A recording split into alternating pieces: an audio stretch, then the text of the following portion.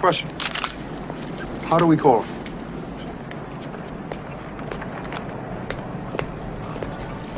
He gave us a signal.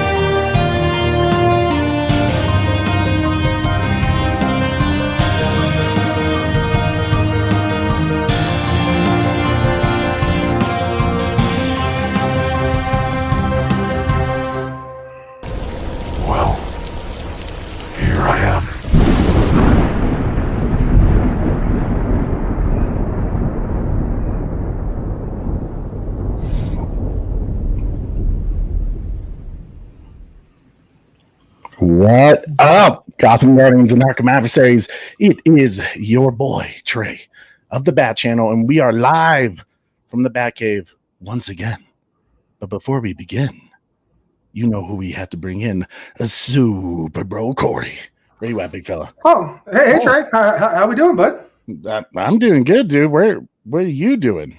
Oh, you know, it's a wonderful day today. It's 828 day, and about to go on a flight here. How it's, you know, just getting excited, man. It's, you know, you going on a vacation? Yeah. I think I'm gonna go on a vacation. You know, the Bat Channel was, you know, I was kind of surprised to see that we had a show today. So I was, you know, figured I'd go on a, you know, quick trip on 828 day, and you know, just so happened to be that the flight number was 828 as well.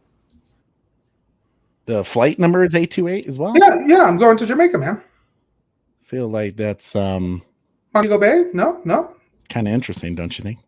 No. Why would that be interesting? I don't know. It just sounds like it's not a coincidence, you know, that it's destiny. Today is August 28th, and it's 828 day, and I'm going to be flying, Montego Bay. Well, I guess I'll see you in 10 years. Well, what was it? What? Sorry? 828? 828. 828? 828. That does actually kind of sound a little familiar. It does. Well, But what happened to flight 828? 828. 828? 828. 828. 828. 828. 828. 828. 828. 828. 828. 828. 828. 828. 828. 828.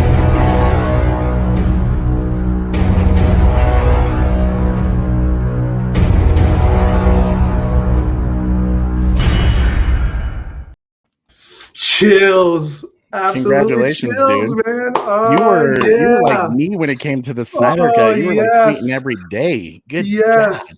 I knew it, dude. I knew as soon as, you know, there was a push at Netflix, and it was a fairly popular show, it seems like. I just started because of you, and I think I just got to season 2. But like once you told me that there was this push, I was like, Netflix is going to do it because they did it for Lucifer.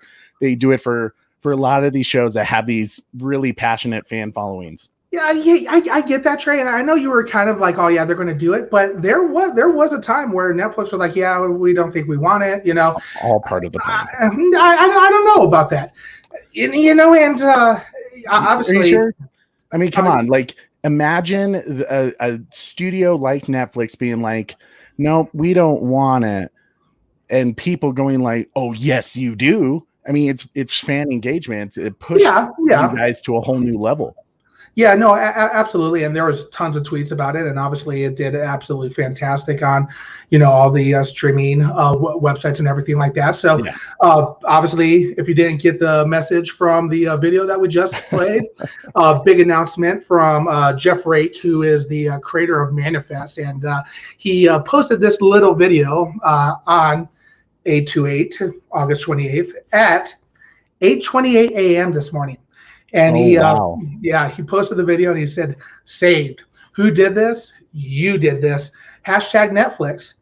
Wow. Hashtag Manifest has been saved, or saved Manifest. But the best part of it, if you didn't look close at it, it said hashtag 20 episodes. So I'm excited about that. I'm excited that they kept because if you haven't watched it yet, make sure you do. We're not going to spoil Manifest at all, but it's left on a cliffhanger that I didn't think a regular season would be able to hold. So, who knows? Maybe they say, holy crap, there's so many people watching this. We'll, continue another season. I don't know. Do you think that would happen? I mean, they improved Lucifer for 3 extra seasons, so it's definitely possible. It all depends on if you guys show up now. Yeah, I'm a little worried that they said final season. They said the same thing about Lucifer, though. Originally, they had only announced it was going to be 1 season. They were going to let it do its thing, and then it literally because of the success of the show, they just kept going and going and going. And it's like, what's up, Lucas Ironsides? Good to see you, bro. I see you have the Spider-Man profile picture. The Spider-Man No Way Home. It was pretty good. Boom. And obviously loving all my peeps out there shouting 828. You guys, I every hashtag counted in my opinion, and you guys were throwing up those 828 hashtags as well. So hey man. It's all part of the Lisa RN power of the people. Oh, you already know it's the power of the people. Manifest is a good show. Release the Snyder Cut guy with us. Super chat.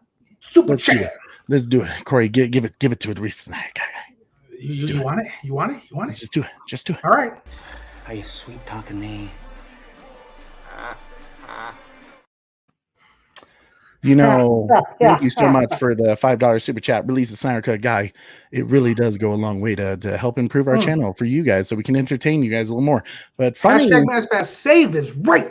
Hashtag Manifest is saved. Hashtag thank you Netflix. Hell yeah, Netflix is just awesome. Thank you, the Release the Snyder Cut guy. Yeah, I dig that. That works too.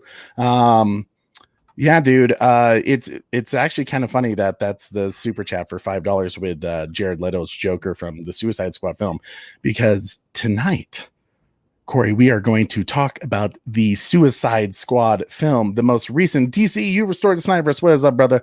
It's good to see a great live show earlier. Sorry you couldn't hang around for much longer of it. I obviously had to get ready for this show, but great show for today. And I know you've been busy lately. But it's good to finally jump on and see you guys. The Suicide Squad, James Gunn. We ready to jump into it, huh? I'm very ready. I even brought the bottle. Ooh, is that what is that a good sign? Well, I don't know what kind of sign that is. I don't know. I mean, you guys let me know. So let us know. Obviously, if you guys have not seen the Suicide Squad yet, we are doing a spoiler review. So if you haven't seen it and you don't want to know about it, then jump off now. This is your last option. But before you leave, please make sure to help us out by liking, sharing this video, and subscribing and hitting that notification bell so you never miss an episode, because we love you guys and we like to see you here as much as possible. Now, as you already saw, Release the Snyder Cut guy did, helping us out with the $5 super chat. You can help support our channel with those super chats, because that really does go a long way. It really helps us improve with getting better cameras, better microphones, better lighting. Hopefully, right now I got literally 4 lamps with a red light bulb to make it interesting in the background, because I'm not going to lie to you. If Dadpole is on, I think I saw him earlier. He has experience in TV and production and stuff like that. And he was giving me shit. He's like, your background sucks. And I was like, but Dad, it has comic books. It's it shows I'm a nerd and that I know what I'm talking about. And he was just like, yeah, it's boring. Add some lights, add some color. Well, fine, Dadpole. And I will add the color of red, because that's just so guys don't know I bleed. Oh man, I try. But Corey, are you ready to get into the Suicide Squad? Yes. Okay. But before we begin into the actual movie, let's just start from the beginning with this film for us, because I think people know, if you've seen my trailer reaction to the first one. I had made a couple of other trailer reactions, but I didn't post them. And it was partly just one, by the time I was able to watch the trailer, it was like after a couple of weeks and wasn't able to get out fast enough for you guys. But also, I wasn't feeling it, not feeling the movie. Corey, what was your first impressions of the trailers? Ooh, trailers. Okay. I thought, okay, I'm just going to say it. I thought that the trailers, I was worried that we were seeing the best parts of the film within the trailer. It kind of gave me one of those vibes right from the get-go, like okay, all the funny parts that you may laugh at, I thought were in the trailer. And I was a little concerned. I was like, okay, hopefully they do something, but we'll see. It did give me enough to say, I'll watch it. I still struggle, Trey, and you know this. We've talked about it quite a bit. The fact that this is kind of moving away from Zack Snyder's vision and everything like that, and I struggle with that internally.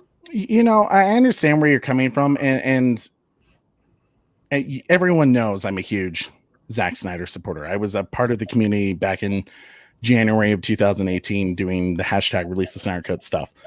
To me, here's the important thing that I think sometimes us Snyder fans have to keep in mind is one, I can hear the dogs barking. I bet my wife is home. Just like there was with Christopher Nolan, Tim Burton, Joel Schumacher, there's going to be different takes on certain characters, and it's just going to progress over time with different visions of directors. Now, here's the bullshit part of all of that, is that Zack Snyder wasn't given the privilege that James Gunn had. Mm-hmm. The studio wanted James Gunn so bad because, he's Marvel, he's Guardians of the Galaxy, he's exactly what we want our films to be. And with that came a lot of power with James Gunn, to the point where they told James Gunn, like, hey, can you make it PG-13? He was like, I'm not going to do this film unless if you let me do a rated R. Now, there's nothing wrong with rated R. You know how I feel about that. Zack Snyder's Justice League, rated R. The Batman film, I was originally excited for it with Robert Pattinson because it was going to be rated R. It was going to be really gritty and, angry Batman, which is why I loved Batfleck. That's changed now. It's going to be PG-13. They're already telling Matt Reeves no. But James Gunn all of a sudden was able to do whatever the hell he wanted with this film. And that's a good thing. It's a good thing he was able to do whatever he wanted, because I truly believe the director's vision has to come out with the film. Because then, if you like it or dislike it, it's all on the director. Not about studio interference. We don't have to do this hashtag release the Snyder Cut, hashtag release the Ayer cut. It's James Gunn's film. Now, when I saw the trailers, the jokes fell flat for me. I didn't think it was very funny. The whole bag of dicks joke was not, to me, it was just like, really? This is like child jokes, like the type of jokes you make when you're in middle school. I agree with Trevor H, though. If the bag of dicks was their best joke, bad news, Yeah, exactly. So the trailers, I was just not feeling them. The first trailer, I was kind of like, yeah. I kind of made a joke saying like, hey, we don't really care. Just release the haircut. That was me joking around, and I do say that in the video.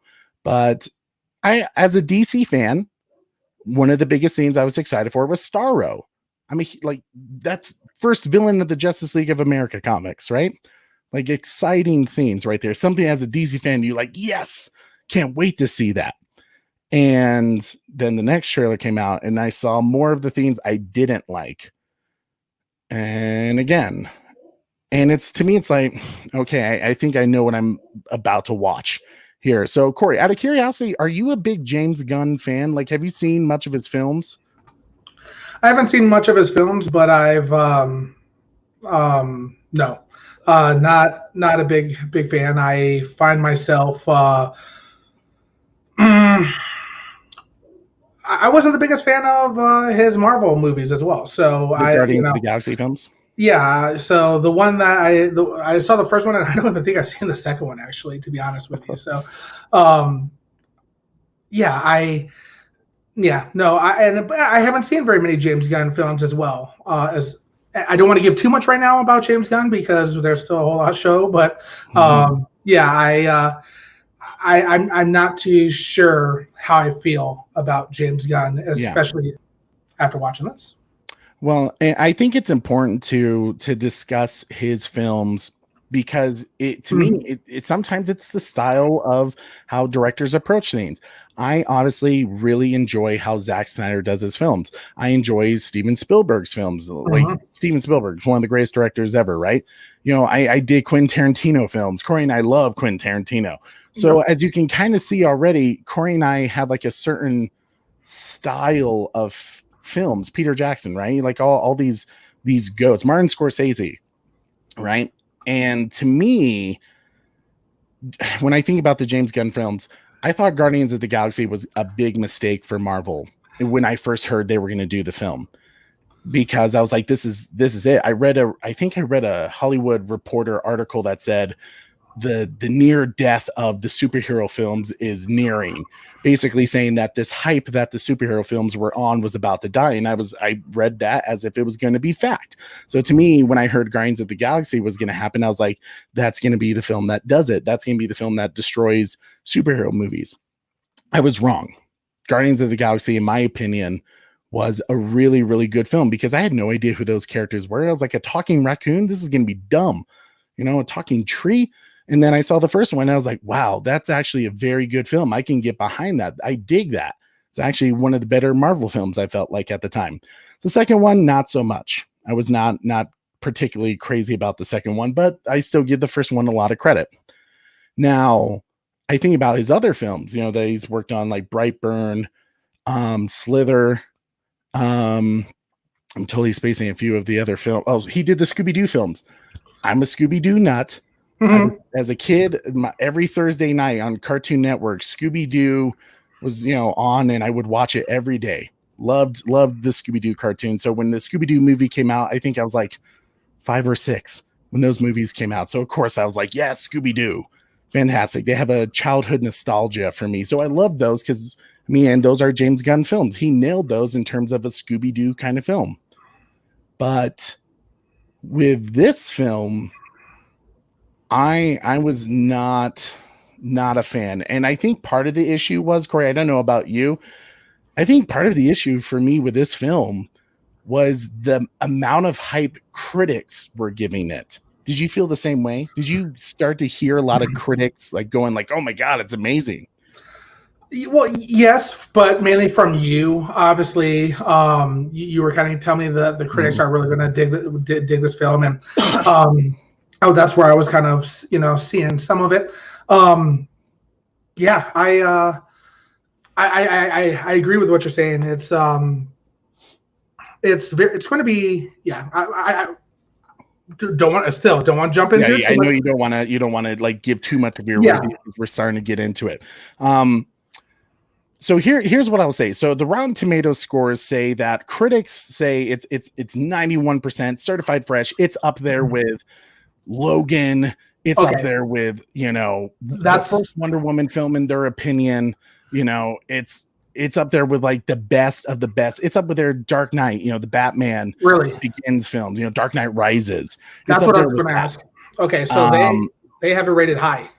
Oh yeah, but the audience score is a little bit different. It's 82%, which means the majority of the audiences are digging it, or at least the ones who are taking the time to talk about it. Okay. So, with that being said, let's dive into the actual. Corey and I saw the movie for free because I get this lucky perk with my company that I work for, that I get to see movies with this pass that I get, and I used it for the Suicide Squad. And because to me, I was like, I'm not really sure about this film. I'm not feeling the trailers. I'm literally going to see it because I'm a huge DC fan. And, you know, I love supporting DC. So I saw the Suicide Squad with my wife, and you guys know Wonder Wife Sarah. She only knows about the DC stuff when she hears me talk about it, because I'll talk about it during dates.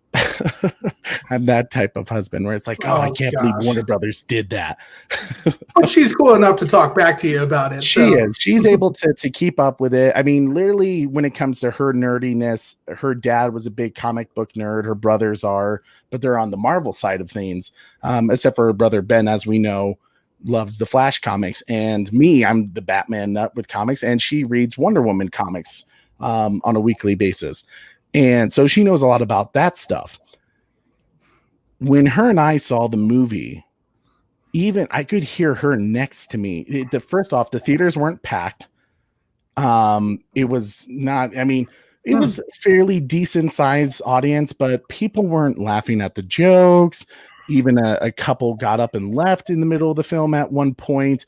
But I could even hear my wife. I can usually count on my wife having no biases and having a very raw impression of what she's seeing. And I could hear her throughout the film going like, what the fuck? Like, that's dumb, and being like that. No. And to the point where I could tell she was not enjoying the film anymore. I was already like, this is falling flat everywhere. So Lucas Ironside said, there's a lot of unnecessary shots in this film. Yes, agreed. There's a funny video that I saw that dealt with another director, and I kind of already got into this, but there was a funny YouTube video where someone like labeled something, when the power of a movie director becomes too great. And I think they were actually talking about Zack Snyder because of the Snyder Cut, or it was something like Army of the Dead. I'm thinking the same case here for James Gunn. When Warner Brothers wanted him so badly that they were willing to give up any say in the film and be like, kill whoever you want to kill, do whatever you want to do in this film. You want it rated R, whatever, James Gunn, do it. Here's $200 million. $200 million after they made this big stink that Zack Snyder films cost way too much. Here's $200 million to make this film, which is the same amount that Zack's films cost sometimes. And they had some big actors and actresses, like that. That's they had actors and actresses that I like as well. That I do want to go see. Like, let me bring up that graphic real quick. Yeah. In terms of the cast, I'll give James Gunn credit here. This is a pro for me. The cast, I think, is perfect. I mean, and the costumes were pretty freaking solid. Harley Quinn's suit with Margot Robbie, fantastic. And Margot Robbie as Harley Quinn, you couldn't have a better Harley Quinn, in my opinion. We'll go into that later. Amanda Waller, perfect. Viola Davis, I think. I mean, she's an Oscar winner. She's a brilliant actress, like perfect as Amanda Waller. You had Pete Davidson. Chad, okay. Don't do it. Don't do it. I hate when you do that. Okay. Okay. You guys want to know a little bit about Trey? When I was in middle school, my first celebrity crush was Kate Beckinsale. Okay. Thought she was gorgeous. Okay. Loved the Underworld films. And stop it. Okay. Thought she was the prettiest woman in the world. And then I found out she was like, hanging out with Pete Davidson. I was like, that just ruined you. Okay. Like, that dude's like, what? Like, why Pete Davidson? You could have literally like any guy in the world, like on Hugh Jackman level, and then you pick Pete Davidson. I'm mixed feelings about Pete Davidson, but I do like Chad from Saturday I think he's Night hilarious. I think he is hilarious. I just think, like, in terms of Kate Beckinsale, I was like, why, girl? But I mean, oh gosh, go ahead and go back to the cast real quick. I mean, you have all these wonderful characters, right? Yeah. And a lot of them I don't know about. I mean, as a DC fan, they were introducing a lot of characters that I wasn't as like knowledgeable on. So I thought that was cool. They was giving me characters that I didn't know about that they were going to introduce to me and really give me a feeling towards. How about you, Corey? I know you're about to say something. No, so the only thing that had me interested here was obviously Elba, Rooker, Cena, Davidson, I was curious about, and we knew Davis and Robbie were, going to be back. But I was extremely upset that Will Smith wasn't there. That obviously we knew we were going to miss out on Deadshot. Yeah. That was pretty early on. We had heard that. Who else did we know we were going to miss out on? Obviously Joker, Jared Leto's character wasn't going to be there, but that's not, Killer Croc wasn't going to be Killer there. Croc, exactly. Enchantress wasn't going to be there at all. Enchantress, because partly this is part of what Warner Brothers did, and I think in a way it was a bit of a mistake. They kind of did the film in such a way where it wasn't really a reboot. It wasn't really a sequel. It was the best way I can explain it. It was like a James Bond or Indiana Jones film, where it's like it's the next film, but there's no connection to previous things. It's the next adventure, the other adventure, right? That has no connection really to the previous theme. Mistake number one, in my opinion. Yeah. Because clearly they're trying to bank off of the success of the first Suicide Squad. This first Suicide Squad film, whether you liked it or not, and it was tampered with by the studio, as we keep hearing the Ayer cut with David Ayer, it was a success box office wise. So that's what the general audience is aware of. So they banked off it by bringing back Margot Robbie from Suicide Squad, Birds of Prey. Here we go. You got Jay Courtney coming back as Captain Boomerang. You have Joel Kinnaman as Colonel Rick Flag, so you're, and Amanda Waller, with Viola Davis. So you're clearly trying to show a little bit of connection to the point where general audiences will go, oh yeah, I recognize those people. Oh, Margot Robbie, perfect Harley Quinn, right? But you also wanted to get away from what David Ayer had done in the past and what the Suicide Squad film. And you could tell that from the freaking get-go, man, when that beginning opening scene.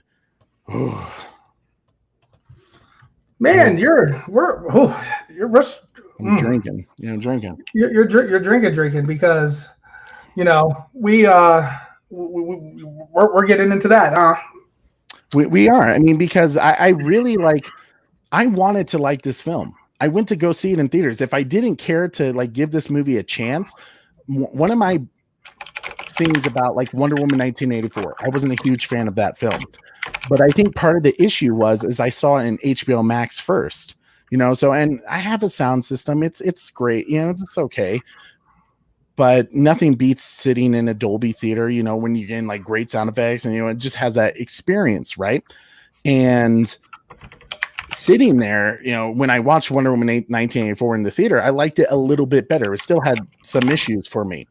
So I wanted to give this movie a chance, because they had a lot of elements that I did like about it, so I went to go see it in theaters with my wife, and that opening sequence when you see, it's one of your favorite actors, Corey, who played The Walking Dead. Michael Rooker, baby. Michael Rooker, thank you. Who played Savant.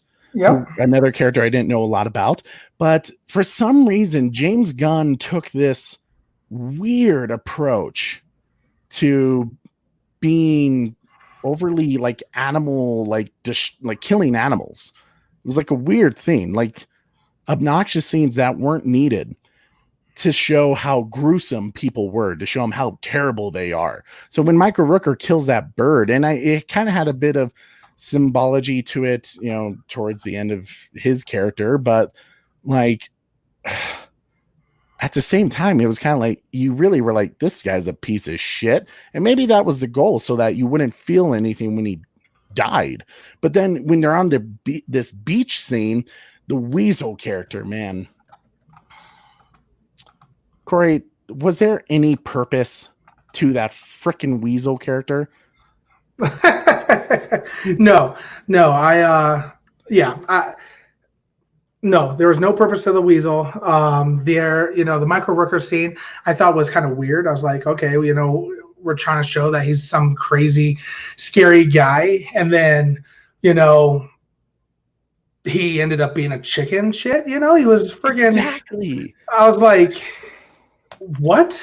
they did this whole thing with him in the beginning where he's just like, I'm with a bunch of fucking amateurs here. This is bullshit. You know, I'm gonna, you know, get out my life sentence and shit like that. And then all of a sudden, when he sees everyone dying around him, he chickens the fuck out. And it was like a 180 from his character of what you were starting to figure out about him. And not only that, when you realize that it was just a sabotage from Amanda Waller's character, that she was just using them for a distraction, you were kind of like, this is dumb. Yep. And not only that, why sacrifice Colonel Rick Flag, who is a person that is on your side, at least from what we know of the first Suicide Squad film. Now, I know, once again, we have to separate the fact that it's not a sequel. And I get that, you know, it's kind of its own thing, but at the same time, the general audience is not going to recognize that. They see that dude, they know he's played it before. That's who he is. He's Colonel Rick Flag from Suicide Squad 2016, right? And same deal with Harley Quinn. And my God, man, I'm starting to get tired of. Well, I'm just going to say it. You've heard me say Margot Robbie is a perfect Harley Quinn. She could be. She was in the 2016 film, even with that film being fucked up. Pardon my French. Ratcatcher 2. Oh my God. Is this Yellow Devil? Yeah. Oh, yeah, see it is. Okay, Ratcatcher 2. You can't get me, bro. King Shark and Polka Dot Man were so cool. I agree that they had strong moments. Trey is just a hater. Oh, what is that? Trey is just a hater. My Yellow Devil company lawyers will stop your slander. Good luck. Bat Fanatic, the wisdom as fuck. Yep, the Weasel is annoying. Everybody agrees about the Weasel. Weasel was pretty much what Gunn is, a person who likes to make fun of kids killed or damn, baby girl. You're not and that's just the top. That's just the tip. Right. You know? See, that's another thing. Like when they made that a joke of like, yeah, he kills like 24 kids, but it's cool. He's on our team. That was funny. Like James Gunn thought that was funny. Like that was the one. I mean, I actually heard people in the theater go, "Oh no," you know, like that's great. That when I say audible. Yeah, the audience experience did not help me with this film. You know, I was trying to like kind of, you know how sometimes like you're in a comedy show and you're trying to like help generate the laughs a little bit. I noticed myself trying to do that a little bit, but nothing was hitting with me either. But like when something would happen, I'd be like, and I'd be the only fucker doing that. So, and I'll say, I'm going to jump in real quick and say, so when I saw at the very beginning, when I saw Savant, TDK, Javelin, and the Weasel die, yeah, sweet, get them the hell out of there. You know, I didn't find any one of those characters appealing at all. You know, and I like Michael Rooker. Love Michael Rooker. Immediately didn't care about his character right from the get-go. So boom, he's running away like a little chicken shit. Good. Davidson got shot in the face and I was like, okay. Okay. Javelin guy, don't really care what you have to say. Boom, you know, don't get your last word in. Bah. I was okay with every single one of those. Let's see here. What's up? 10 with a $2 super chat. My man, thank you so much. That really does mean a lot. Your question is, how would you like Peacemaker? Any chance at redemption? 10, really, really great question. I'm trying to decide if we should save that or not, because we were going to go into that. No, we'll go in it for you because of the super chat. Yep. Thank you. Yep. First off, I know it's technically for $5, but fuck it. Let's give him the super chat. Yeah. Are you sweet talking me?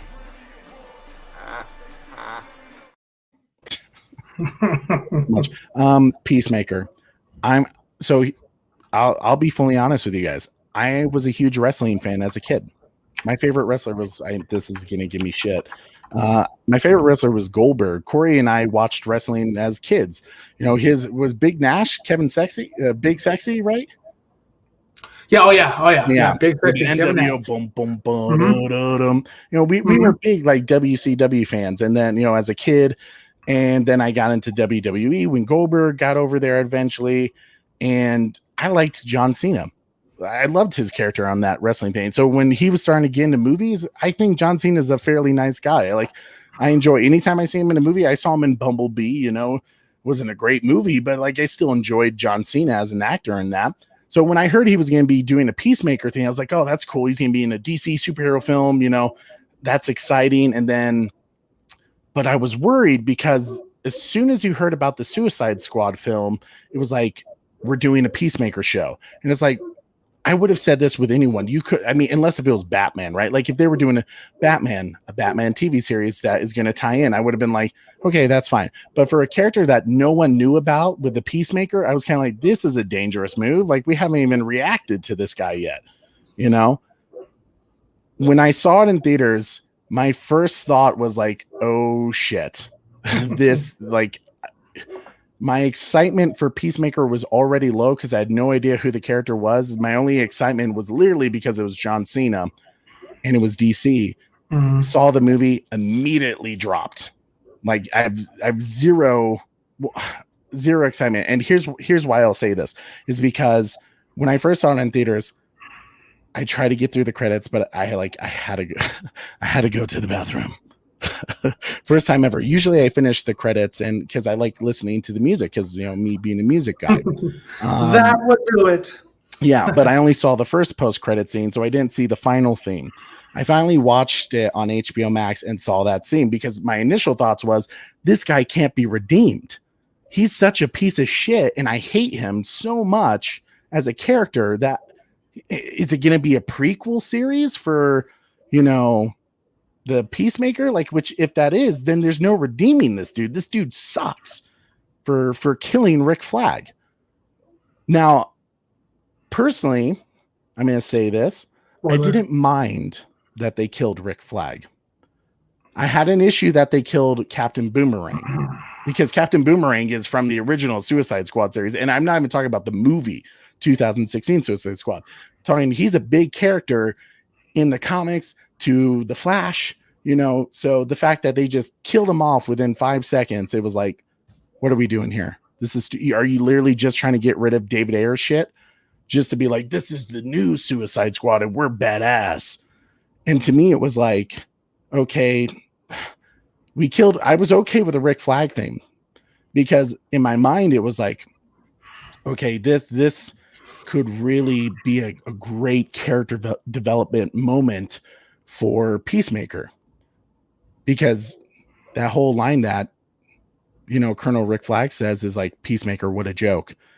And he has this moment where he could change his mind. He could say, yeah, Amanda Waller's a piece of shit, I shouldn't listen to her. And he's going about, oh, now I'm going to kill the rat catcher because you saw me kill Rick Flag and everything because I'm thorough. And it was like, this dude is dumb. He's not redeemable. But now that we have that post-credit scene, I'm like 10% interested in the Peacemaker. He wasn't that interesting of a character for me, at this moment, I don't see even still how he can be redeemed.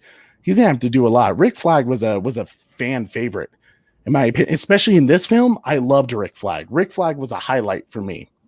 How about you, Corey? Damn, you said there's a post-credit scene? Oh, did you miss it? Man, I missed it too the first time. So no. I tell you what, I was done as well. I haven't seen the post-credit screen, and I would say as far as Peacemaker goes, no. Hated his character. Hated John Cena throughout it. The mix of the movie, I didn't think he was very funny.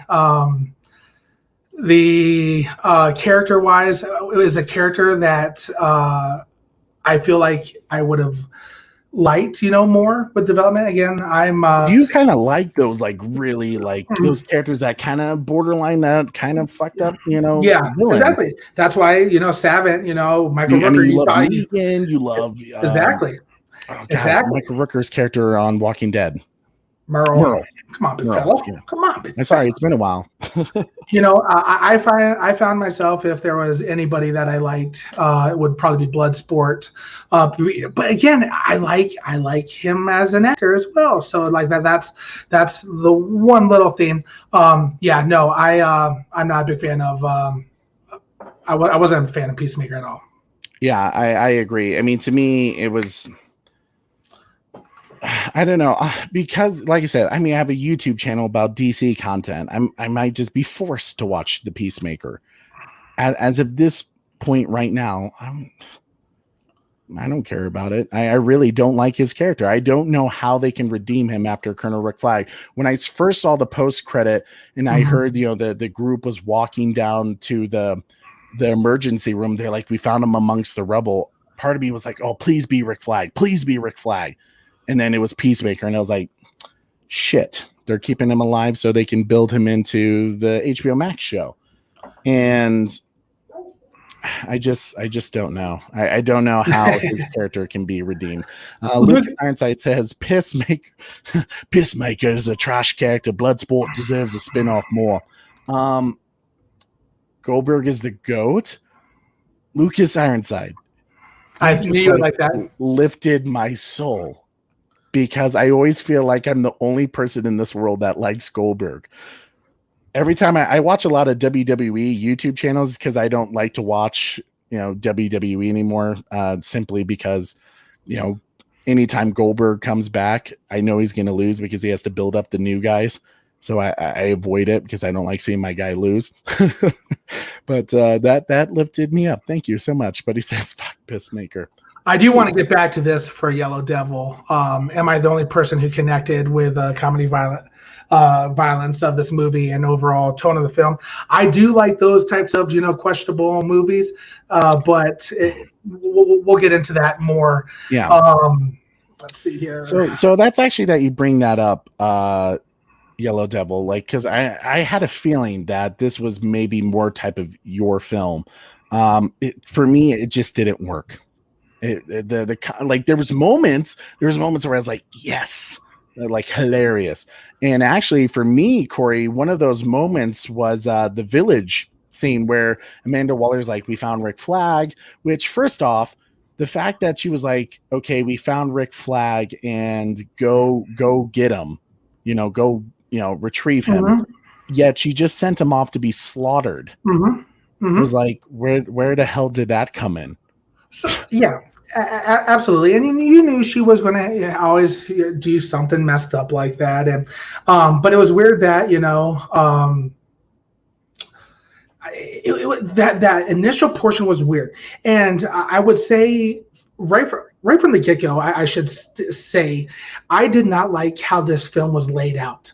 I was very frustrated. It was jumping around a bunch of places, all over the place. There's 8 minutes later, 10 minutes later, 3 days later. It was all over the place, and that frustrated me. But obviously, we're watching these, people die. Then we jump forward to see what Bloodsport's doing, and right from the get-go to bring in Bloodsport. I think they said, what was it? Your daughter stole a watch and we're going to use that against her to come to federal prison. Like, what? Federal prison for stealing a watch? That's already unbelievable. Like, I was like, what the hell are you talking about? It was just like, Amanda Waller stretching her power. But the stupid part of that was like, they're obviously Idris Elba was kind of the focus on this movie. Because he's a wonderful actor. I love Idris Elba's, anything Idris Elba's in, I'm interested immediately. Right. Mm-hmm. Other than, this film, he kept kind of dropping. But with this movie, it was like when you heard his backstory and like his reason for joining the Suicide Squad and doing what he's doing, it was like, he's Deadshot.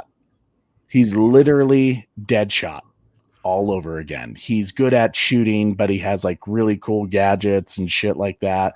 But he's Deadshot, trying to do right by his daughter. Which pissed me off because I loved Deadshot in the first one. Yeah. He was my favorite Suicide Squad character, and that's what we get. I thought Will Smith did a fantastic job portraying him, and so I was already I had a little bit of a taste in my mouth coming into this movie with Will Smith not being there, and I was trying to not let that impact it too much. I think Idris, Bloodshot, Floor did a they tried with him. They tried. They did, and it sucks because I feel like obviously Idris Elba is a fantastic actor. This is not his fault. I think it was just how they wrote him. To me, like he was not a highlight character for me. Like he wasn't. There was moments where like I couldn't figure him out. Clearly, he was trying to play disattached and not connected to his emotions to be a stronger dude.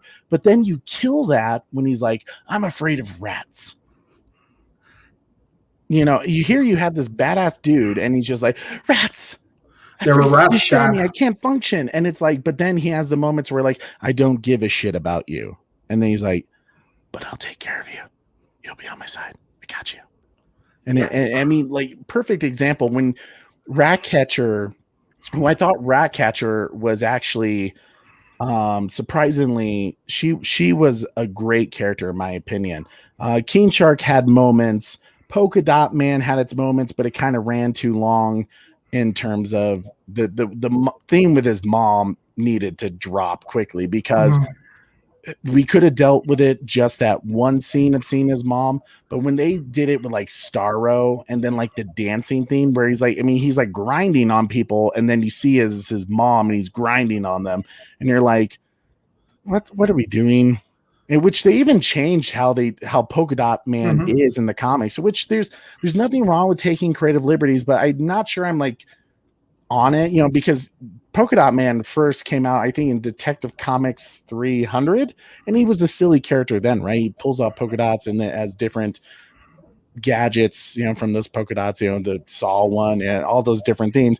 And it was kind of weird that they turned in his story in James Gunn's theme where he's a metahuman that has this rash that his mom injected him at Star Labs that can deteriorate shit when it's thrown at people. I mean, I think I'm totally spacing the actor who plays Polka Dot Man, but he did a phenomenal job of being a really awkward character that I think really fit Polka Dot Man. I'm just not sure I'm convinced on the new origin story that they gave him. And like you said, the mom thing went too long. It got weird and it kind of took away from moments like Starro. When Starro came out, all of a sudden he's like, it's your mom. And you see this giant mom and he's like throwing shit at it. Like to me, it like, here's this like crazy badass moment of Starro and then playing it in for a joke, which you guys have often heard me say is a mistake that Marvel does. A lot of the times they ruin special or big moments or epic tense moments for a laugh. And for me in this case, it didn't even get a laugh. It got a, what the hell are we doing? Like, this is just fucking dumb. How about you? I mean, you can kind of like, who were some of the big characters for you? Who did you like who were not good characters? Okay, so I'll tell you right from the get-go here. So obviously I was upset that Deadshot wasn't there, and a lot of the so Deadshot was a big one for me. I kind of wanted to see some of the original characters, and I know that wasn't the intent of this film, but that's what I wanted to see. Now, obviously, we had Captain Boomerang. What they did to him right in the beginning of the film, I was about to just stop it and just not even finish the movie. I was like, how do you already only have, Rick Flag and Margot Robbie as and Amanda Waller as returning characters, and you just dropped a significant. Captain Boomerang is a significant character within the Suicide Squad. Significant character. He's in tons of the comic books, and you just killed him off. And not even a good death. It was literally just to say, I get to kill off whoever the fuck I want. Exactly, and that's what it felt like to me. And you're going to start to see that this is going to be a common theme for me, Trey, with throughout this film. As far as people that I cared about. Was there any characters that you're like, yeah, this thing is good, or at least had moments for you that were like, yeah, I can. That's not bad. I liked, I liked Rick Flag's character from the first one, and I thought he kept his character alive in this one, so that was good. I thought, man, Harley Quinn, I wasn't the biggest fan of in this movie either. So it's tough. So Rick Flag, as far as giving me what I wanted from the first film and bringing in this one, because Captain Boomerang, he looked like he was going to be awesome again, and boom. What a wasted death. Why did they even bother having him come? Damn you. Yeah, exactly. I wouldn't even had him there. Why did we pay for him to even show up, be on screen, if we're just going to blow his face off or blow him up within minutes of the movie? I was done. I was done then. I felt like I could have stopped then and been finished. And I get some people say, well, that's the real world. Sometimes you don't people die that you don't want to, or unexpectedly, and it's like, yes, I understand what you're saying, but we're also in a fictional world, when we're watching this. And Captain Boomerang, like Corey said, is a huge character in the Suicide Squad. He was one of the most loved characters in the first Suicide Squad film. And to me, he's a prominent character in the comics. So you need to just continue a story, or if you are going to end him, give him a respectful ending, an ending where you can, it feels something, it hits you rather than shock value. And I felt like a lot of this movie just did things because of shock value. When you think of the Suicide Squad comics, you think of Rick Flag, you think of Deadshot, you think of Captain Boomerang, with the newer stuff, you think of Harley Quinn, Enchantress and the old ones as well. And immediately, right from the get-go, you only have Captain Boomerang, you have Rick Flag, and you have Harley Quinn, and bam, right from the get-go, Boomerang punched out, you're done. Two left now. Two left of the top two. It's almost like, in my opinion, like the Justice League. That was like killing Superman right at the beginning of the movie. Let's say Batman v Superman. Boom, we're gonna just start off with Batman v Superman. Bruce Wayne and Clark Kent's gonna get in a little bit of an argument, and then boom, Doomsday's gonna just wipe them out real quick, and then the rest of the movie is gonna be Bruce Wayne and Wonder Woman. What are we doing? Yeah. So let's kind of get to this in a formatic way of a review, because I know that question that I'm totally spacing who had Tin had for us kind of took us off on a tangent of being like, God damn it, thanks, Tin. I'm just kidding. No, we really appreciate that super chat, by the way. But let's kind of get into a more formatic way of let's go through the list of some strong moments for us. Was there any for you? Was there any moments where like that wasn't bad or that was good? Some pros. Give me some pros. I'll let you start. I'll let you start with the pros. So some pros for me were I actually enjoyed most, and I say most because there was a few months where I was like, that was stupid. But I enjoyed the banter between Peacemaker and Bloodsport because they were basically the same fucking person in terms of skill. But I loved how there was this bit of this pissing contest of who was better, who was cooler, and him not being Bloodsport not being a leader, and kind of that tension between them. And the village scene I actually thought was funny. I think Grace Randolph hated it. I did watch her review, and she brought up some good points, but I know she hated that scene. And to me, I thought that was actually funny because it's actually a very cool choreographed scene, in terms of, again, King Shark doing his thing. And now you're seeing the abilities of Bloodsport and Peacemaker and seeing and it's kind of that they're savage. I mean, because that's what the Suicide Squad is, right? They are bad guys trying to do good things, kind of, but they're doing it in their way. And it was a great way to show that they are like anti-heroes. They're kind of, they're villains, right? And Peacemaker, stabbing that guy like multiple times while he's sleeping, and you're getting this just badass, violent, choreographed scene where it's like no one's really fighting back, and all of a sudden they find Rick Flag, and it was like, those are the freedom fighters, and it's like, that caught me off guard and surprised, and I was like, that was kind of funny. Like I can get behind that, because it shows that they're really bad people who are just taking orders at this moment.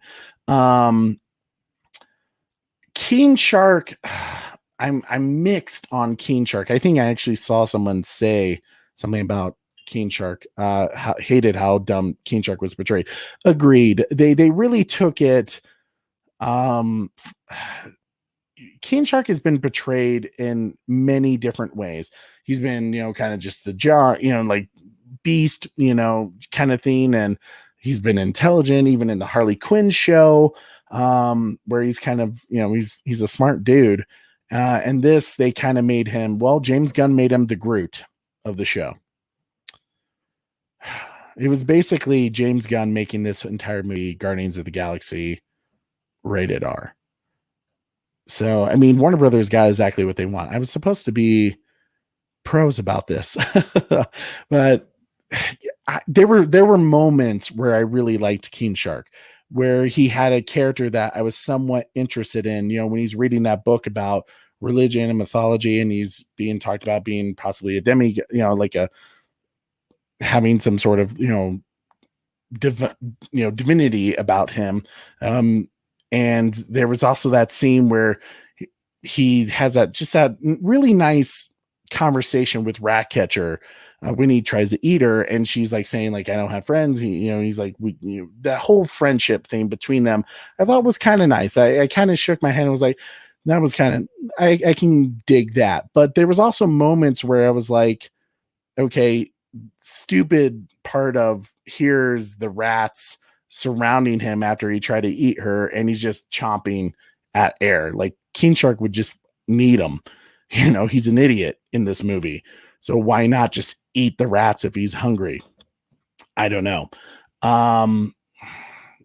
Sylvester Stallone as the voice of King Shark. I mean, like you said, King Shark was just kind of mixed for me. There was moments where I was like, yeah, that's cool. But like, there was also some moments where I was like, that's just stupid, like bird hand. When he's talking to that weird, like jellyfish thing that form his body up at the tower. And it was like, what even were those things? They never explained what those things were. And they just attacked him. And yeah, but once again, pros. I kind of think pros. See, can you tell I wasn't a huge fan of this film? I'm like trying to talk about pros, and no matter what my pros were, I was still like, there was issues there. I thought the escape scenes were good. The Harley Quinn escape scene after she was being tortured, that was like really cool choreography. I had some issues there though, directorial style wise. I loved the Bloodsport and Peacemaker and Colonel Rick Flag when they were captured and on that, in that armored car. And I mean, I thought that was like a really great scene when they were like kind of working together. And the plan for Jotunheim was kind of cool. Like, when they're kind of doing that whole little tidbit with the Thinker. But Starro was also a mixed one. But like, for me as a DC fan, Starro, it's Starro. And I thought the scary sci-fi element they gave Starro was like spot on in some areas. There was just some areas that nothing was perfect in this film. Corey, how about you when it comes to your pros? Was there anything that you were like, yes, that was good? I would say the casting of Alba as Bloodsport. I think he probably could deserve a spinoff. Mm-hmm. But I'm thinking about it in my head. I'm thinking that there's probably a good chance that him, John Cena, maybe a few other of these people will eventually say someday in a joking way or in a movie that have any regrets? Suicide Squad movie? Garfield movie? No, it was I struggle to find really any pros in this one. I find myself really struggling. I would say, if anything, I chuckled at the competition scene between Cena and Alba going through. That was the only part that I was like, okay, that was kind of funny. Outside of that, the entire movie had a bad taste in my mouth. I didn't. It was no. That's about it for pros for me. I did not like this movie at all, and my list of negatives are. Yeah, when I was too great to even really get into. There's no pros for me in this one. This was a damaging film. This was a just like. Yeah. So it sounds like for the most part, the themes that you liked was, man, I mean, both of us agree, like Idris Elba, like he's a great actor, like fantastic for Bloodsport. Yep. But it sounds like you and I kind of both agreed that no matter what the themes, that there was moments where we were like, yeah, that's not bad. But it was immediately kind of like, oh, that sucked. Like, I was happy to see that didn't hit me. No, I was happy to see Rick Flag there. You know, Lucas Ironside says the movie is way overhyped. That's the problem. I agree with you there, Lucas Ironside. I think it was unfortunately. I think the critics way overdid it, saying it was like the greatest thing DC ever had to offer, and it wasn't anywhere close in my humble opinion. Steve, bro, how's it going, dude? It's good to see you here, man. He says, "What up, brother? I really liked this movie as it was more the Expendables. Star Wars was cool to see." That is actually an interesting connection. Yeah, it was very Expendables-like. I liked the Expendables. I didn't like this. You know, I think the theme with the Expendables, some of the jokes hit better. So the comedy hit better. Yes, there's that, but there's also a star-studded cast as well. Like there's every single character you like. Yeah. Where in this one, we're gonna have to move to cons here soon. I mean, okay, so I mean, first off, Steve, I'm really glad to hear that you liked it. Can you give us a few of your pros that you had? Because maybe Corey and I were just sitting there watching this film and like, no, I'm not getting it. I'm not feeling it. You know, so tell us, Steve, what were some of the things that you were like, yes, that hit for me. That was good. That was a positive. Yes. Because for Corey and I, it didn't hit really much. It, like, to me, it was, no matter the good parts I found, there were some shots that here's a good one I'll give you. There were some shots directorial wise that I really dug. Like when the Suicide Squad is, you know, walking in front of that American flag, it was basically when you saw them like walking and doing the slow motion, you know, even in the rain scene, I was like, oh, okay, this is cool. They got some cool like music going down with the Suicide Squad.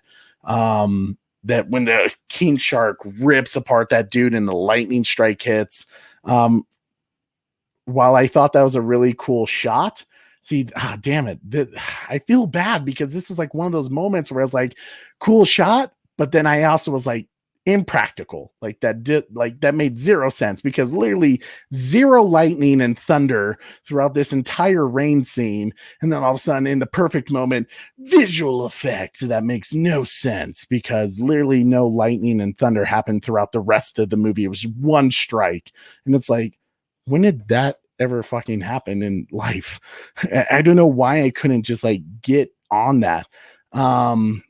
But yeah, I would say, you know, CGI, there's some cool, you know, stuff there. Yeah, that's a pro, you know.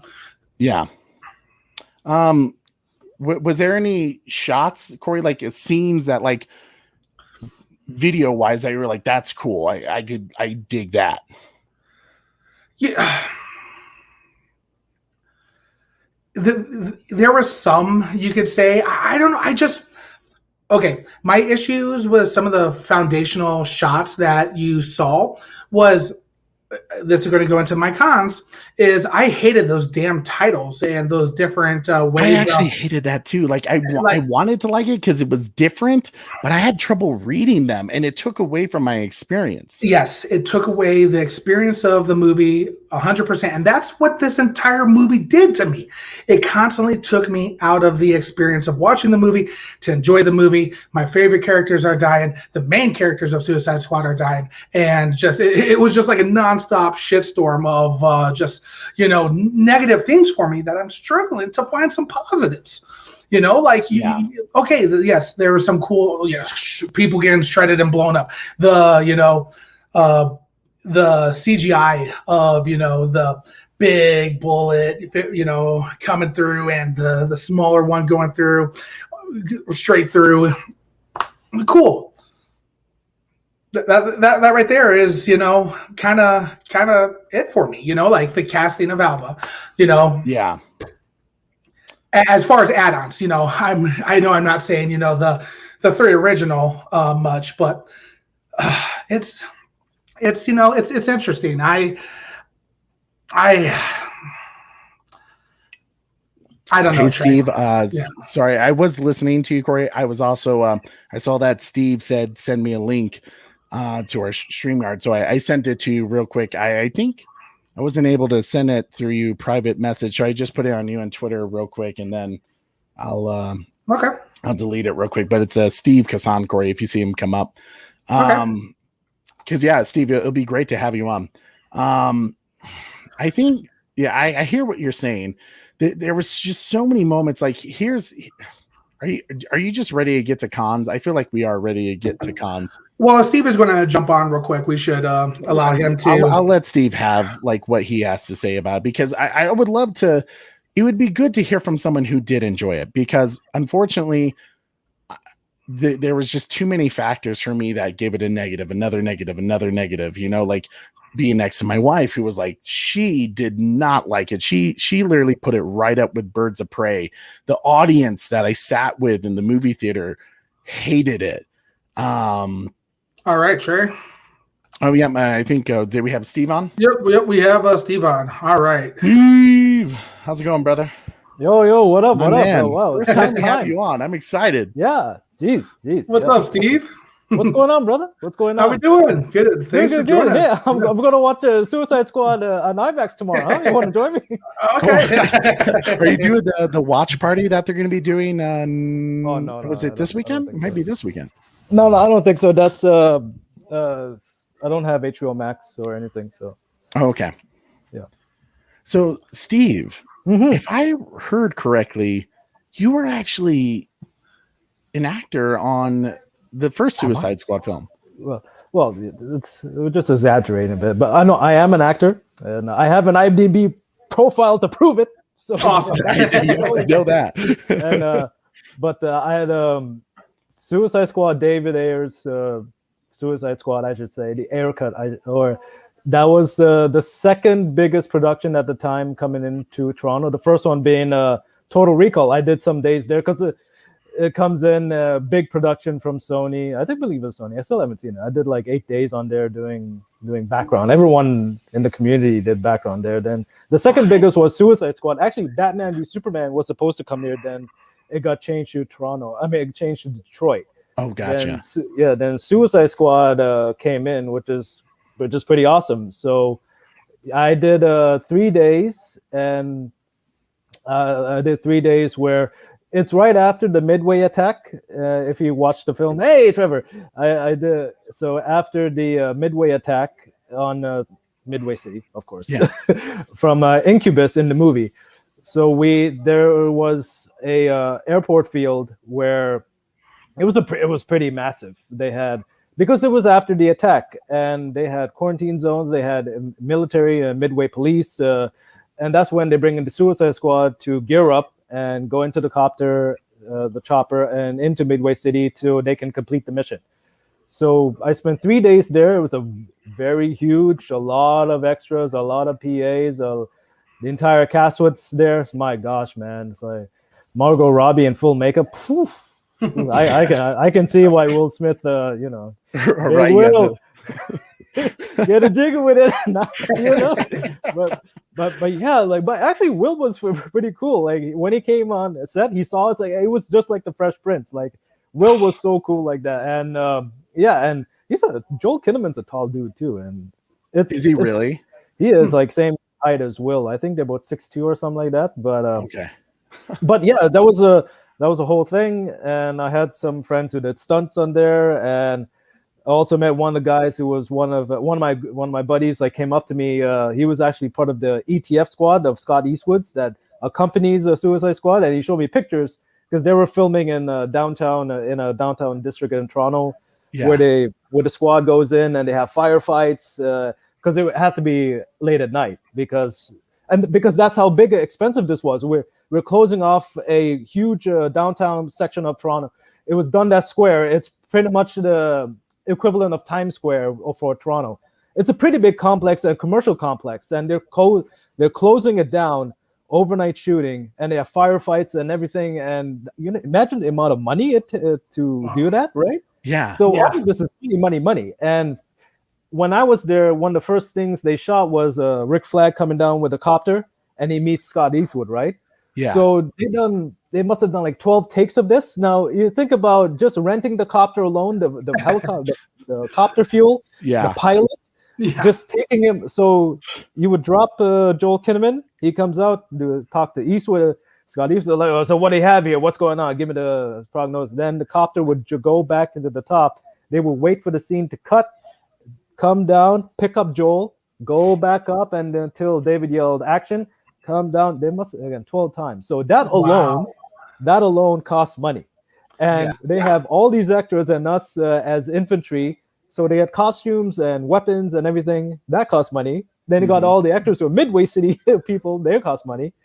So it was a big production. This was big. This was huge. And the thing is that those 3 days is to show the severity of the attack, right? And as you see in the film, it's just it's a montage, quick cuts, and you get this cheesy ADR line from this one person in a bridal gown saying, "Oh, my dress! They ruined my dress," and it's like, no, that's not what David shot, right? That's not it, you know. So release the air cut because hell yeah, dude, release it. Oh, but anyways, back to this fucking movie. Yes, yeah. No, I'm actually very excited because everyone I've talked to has like agreed with how I felt about it, and I've been trying to find like one person who actually enjoyed the film. So I know a lot of people did, just not many who have like at least come out to me and talked about it. And so I'm really glad to have you on because maybe you can change my mind about it. Okay. Well, for a Bat Fanatic, yeah, sure. We got a super chat, bud. Snap. Bat Fanatic. Thank you so much, dude. First, let's give him the super chat video real quick, and then I think he has a question for Steve. It is not a question of money. You see, I'm buying this hotel and setting some new rules about the pool area. $20 to buy a hotel. You gotta love it. Monopoly hotel. He says, "This is insane. Welcome, Steve Consano." He must be a fan of yours. He's been watching IMDb, my man. Will you be in the air cut? If everything goes well, you might find a little speck of me walking by with the rest of infantry. But you will probably see my friends. One guy, Gavin Downs, he had a line that got cut. Maybe you might see this one stunt girl I know, and she was the one that got hit by Slipknot. Yeah, who gets punched by Slipknot when she opens the door. But you only see the back of her. Maybe they have a shot of her face. But you might see my friend who came up to me and showed me pictures, because here's the funny thing. I got a message back after we all see it. And he's like, "Yo, Steve, did you see me in the movie?" I'm like, no. It's like, I'm like, then I remember it's like, "Oh yeah, where were you?" It's like, dude, I don't know. Because I was there with Will. We were all there. I can't find myself in this movie. So, if you're there in close proximity and you can't find yourself, it's like, okay, what's going on here? Not to say they reshot those scenes or anything. I don't know. It all comes with the the specialty of editing. But definitely they gave, and rightfully so, the two prominent folks you see in Eastwood's teams they're the two guys, and they were our main military advisors. And before when we all dressed up and in our loadout, and before we went, they came up to us, and I'll never forget. I'll never forget what they said. It's like, David has most respect for the military, and he wants everything to be right. So we all practiced going in formation.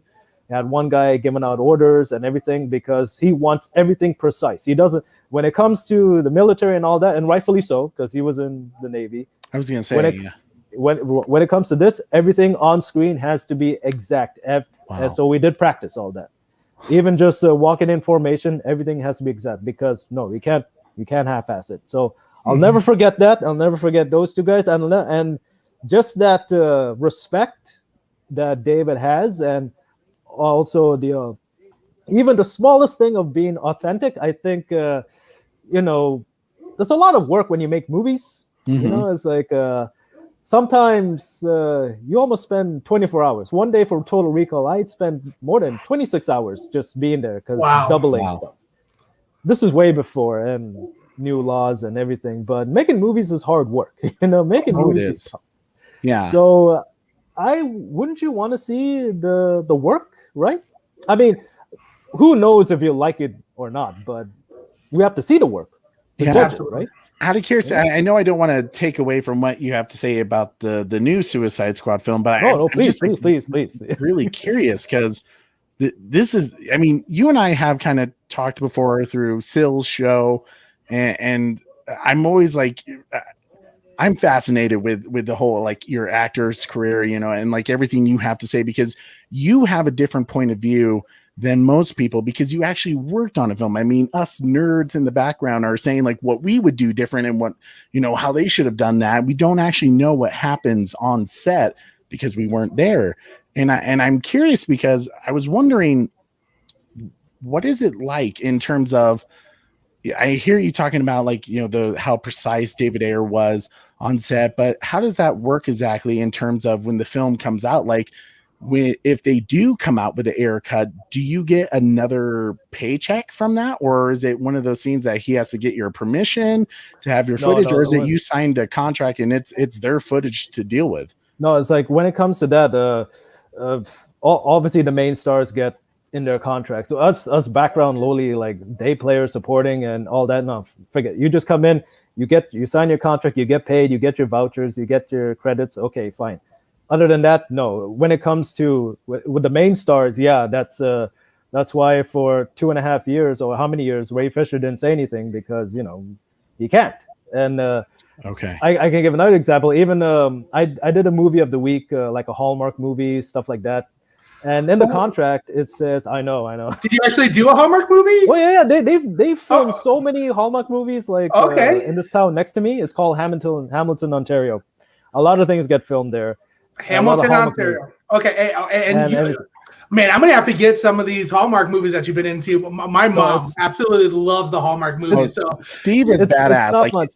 It's not much, because you might find me in the background again going, oh, love it, that's beautiful. I will.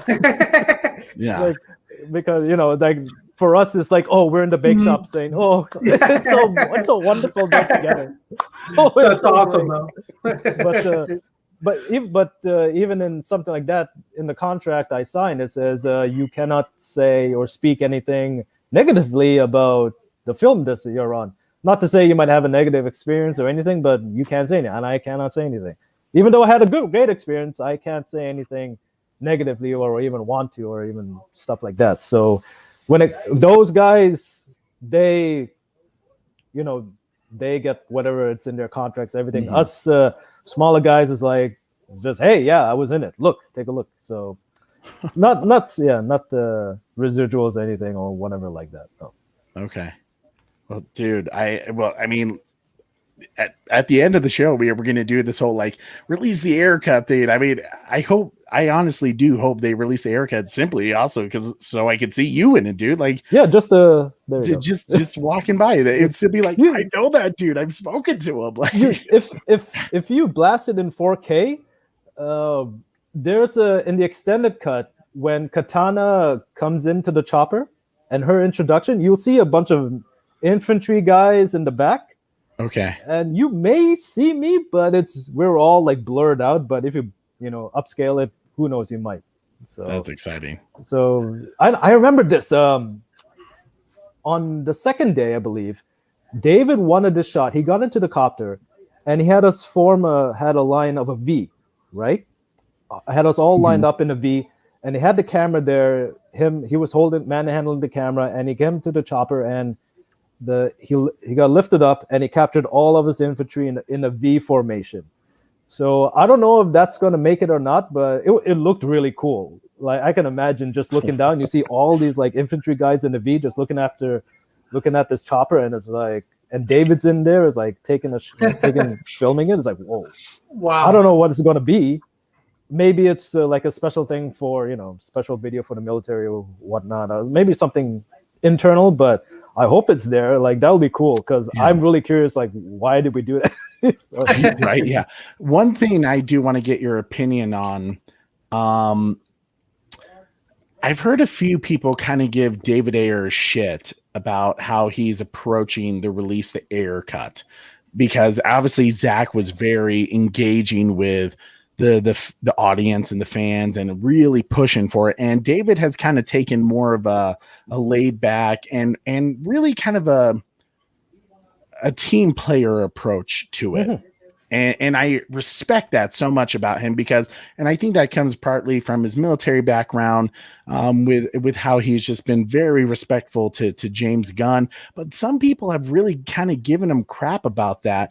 You, as someone who has actually been on set with him and have kind of gotten an idea of the type of person he is, what's your feelings towards how he's approaching, please release my director's cut of the film because it's better, What's your feelings towards that? How do you feel he's going about it? Is he going about it the way that matches how he was on set? And do you think that's the right way to go about it? Well, here's the thing is that even I can speak on this on a smaller level. Even though I was on set, we all saw David from afar. We all had like assistant directors telling us what to do. Okay. But so obviously, there's one thing they tell us is that as for background workers or anything, unless they pick you out and you get told by David, the director or assistant director, what to do, you don't approach these guys and you don't disrupt anything because listen, everyone has a job to play. Mm-hmm. And don't overstep your boundaries, right? Yeah. So and that's the thing. Like, and another thing is like they said, no cell phones, no social media posts or anything. I'm like, I was scared, man. I left my phone in the car. I didn't touch it after like 16 hours. So I didn't touch anything. It's a different story if they come and talk to you. Like for instance, one day on Total Recall, suddenly I was standing here, and then suddenly Colin Farrell and Len Wiseman were right next to me. And they were talking, and they asked me a question. I'm like, sure, I guess, do that. I'm like, okay, cool. If they talk to you, that's fine. But you don't go talk to them. So that's one thing. You don't overstep. Everyone, there's a hierarchy to everything. And background usually like way at the bottom. So everyone has a place. As what The Rock says, know your role, shut your mouth. So you know your role and do that.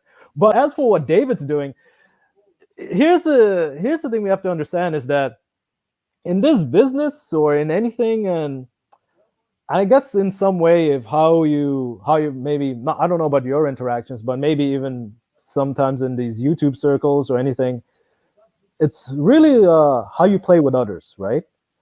And the way David's going about it is like, it's a whole different thing with fans. Mm-hmm. And it's a very different thing with people in the industry and working with others. And I'm sure him and James are good with each other or cordial.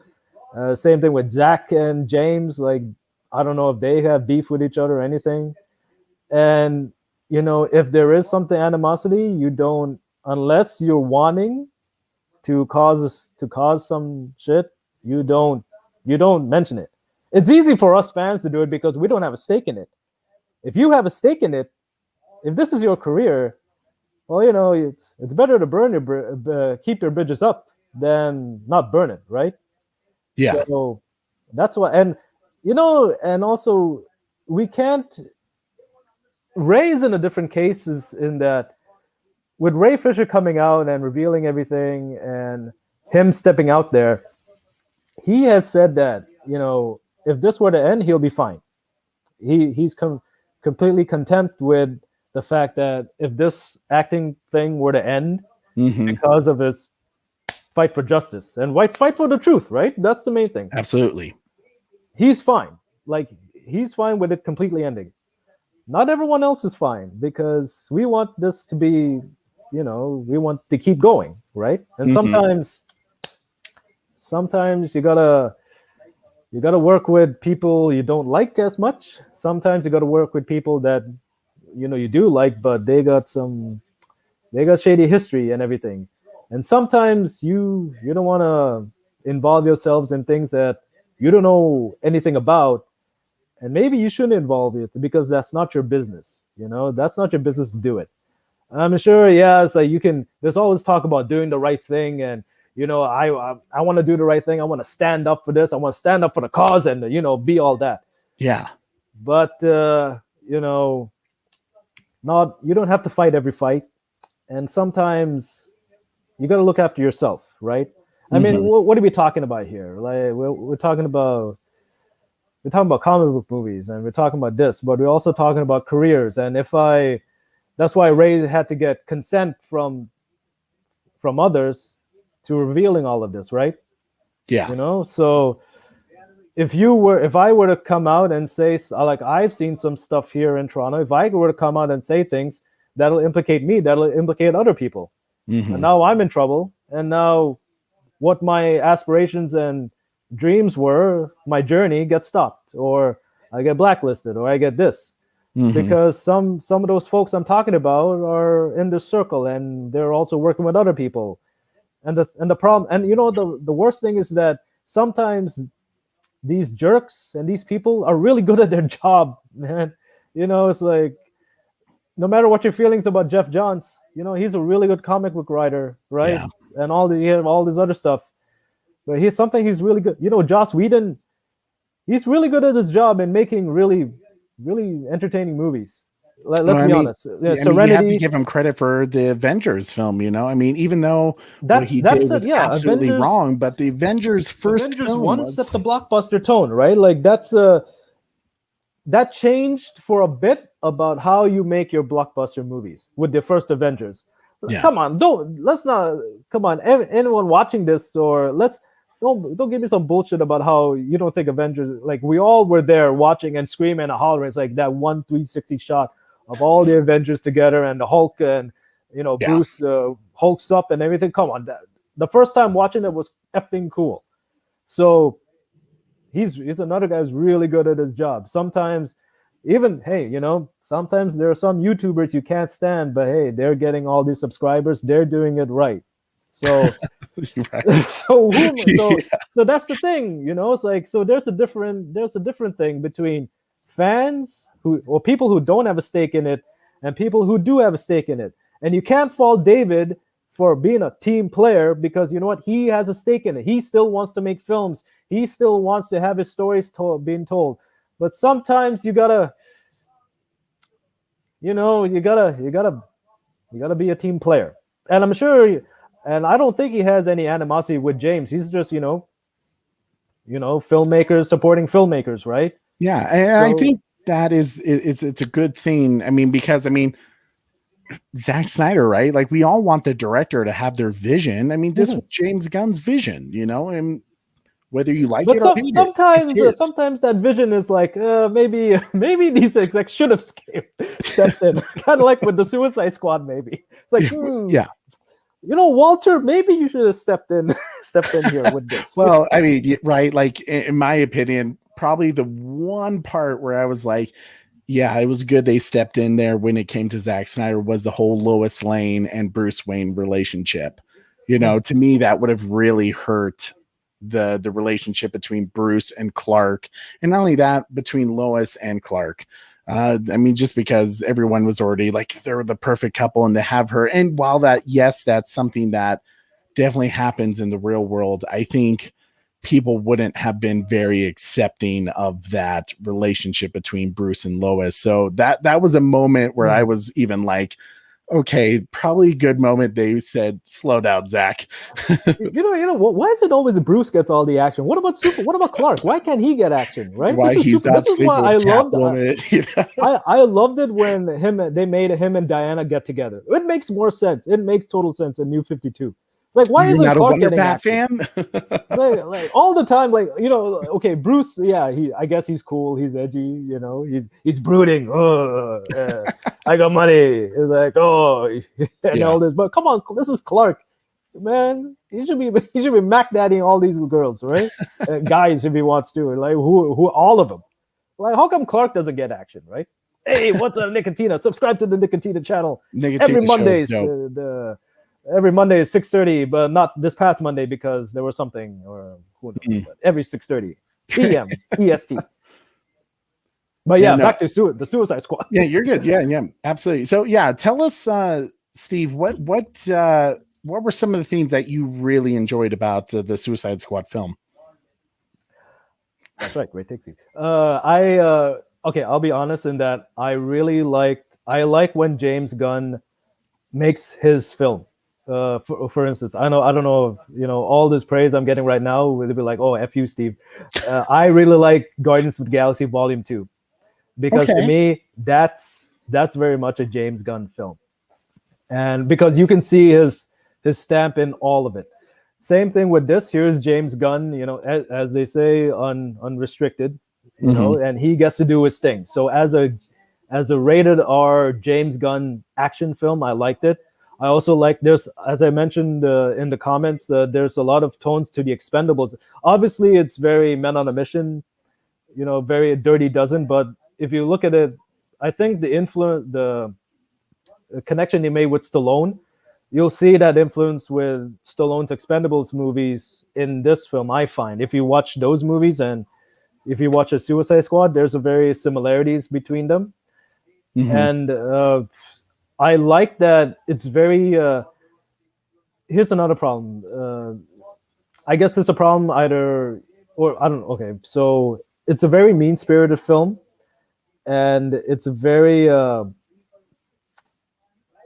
think that's the main thing. It's a very mean-spirited film, and if you're not with the tone of this film, then it's not going to be for you. I kind of I got it. Like, even I understand what this film is going to be, especially when. Who's that guy? Savant killed the bird. Yeah. And also the exchange with Bloodsport and his daughter, and also with Waller, and also like how things are going. And there's a lot of things. It's a lot of things with that. It's as a going back, very mean spirited. So if you're not down with that, then this movie is not for you, and that's fine. That's okay. Me, like, I kind of got with the tone of it. It's like, I understand what James is going here, and throughout the film, like, there's stuff. There's a lot of dark comedy in it, and also that can be very problematic because, say, like, for instance, the shootout, the competition with the Peacemaker and Bloodsport, like, it looks cool, but wait, you're practically killing innocent people, right? And it's very. And as Julian said here, it's very gratuitous, a lot of gore in it. Yeah. So again, understanding what this tone of movie is, either you're with it or you're against it. That's the thing about, there's no middle in between, I find, with the Suicide Squad. If you go and understanding, this is the tone that's going, and I understand that there's a lot of things that make you say, you know what, that's funny at first, but it's not that funny. But in the end, you could enjoy it as this action film. Yeah. Then fine. But if there's a lot of things that bothers you, there's like, no, I'm not with this. It's not good. It's not for me, and that's perfectly fine. There's no in between. So it's either you're in this camp or in this camp. And another problem is, so that's my thing. I'm in more the camp of like, I understand what's going on. I understand the satire of it. I understand that. It can be problematic at times, but as an action film, and as a stylistic James Gunn action film, I like it in that aspect. But understanding, there are problems. So unlike all these like bloggers saying, cucking James Gunn all the time, like, come on, like we'll stop with the biases. We've gone through like 6 years of understanding this, but not to say, but I do like James Gunn's films, some of his films though, like Slither Volume 2. I do like that. Some of his other things, like, whatever. But this one falls into the stuff I like from what he does. But again, going back to the point, you're either on this side or you're either on this side. So you choose where you are, and that's your enjoyment. I agree with you, Steve. Like, I think you're spot on with this. Like, I think it's like, if you're a huge fan of what James Gunn has to offer, then it's like, it's fantastic. Because I think it really was James Gunn unhinged, which, like I said, I am all for directors' visions. And if this was his vision, then kudos to him for getting it. Like, the studio should always, well, not always, but for the most part, if you hire a guy, you're hiring him because you like his style, you like what he can do or what she can do. And in this case, like, I would probably say I'm not the hugest James Gunn fan. Like, I don't think I have anything against him. Like, I've seen Slither, I've seen all the Guardians of the Galaxies, I've seen a few of his other films. I still really want to see. I think he wrote Brightburn. I think it's and he also, I think he executive produced and also wrote the Belko Experiment.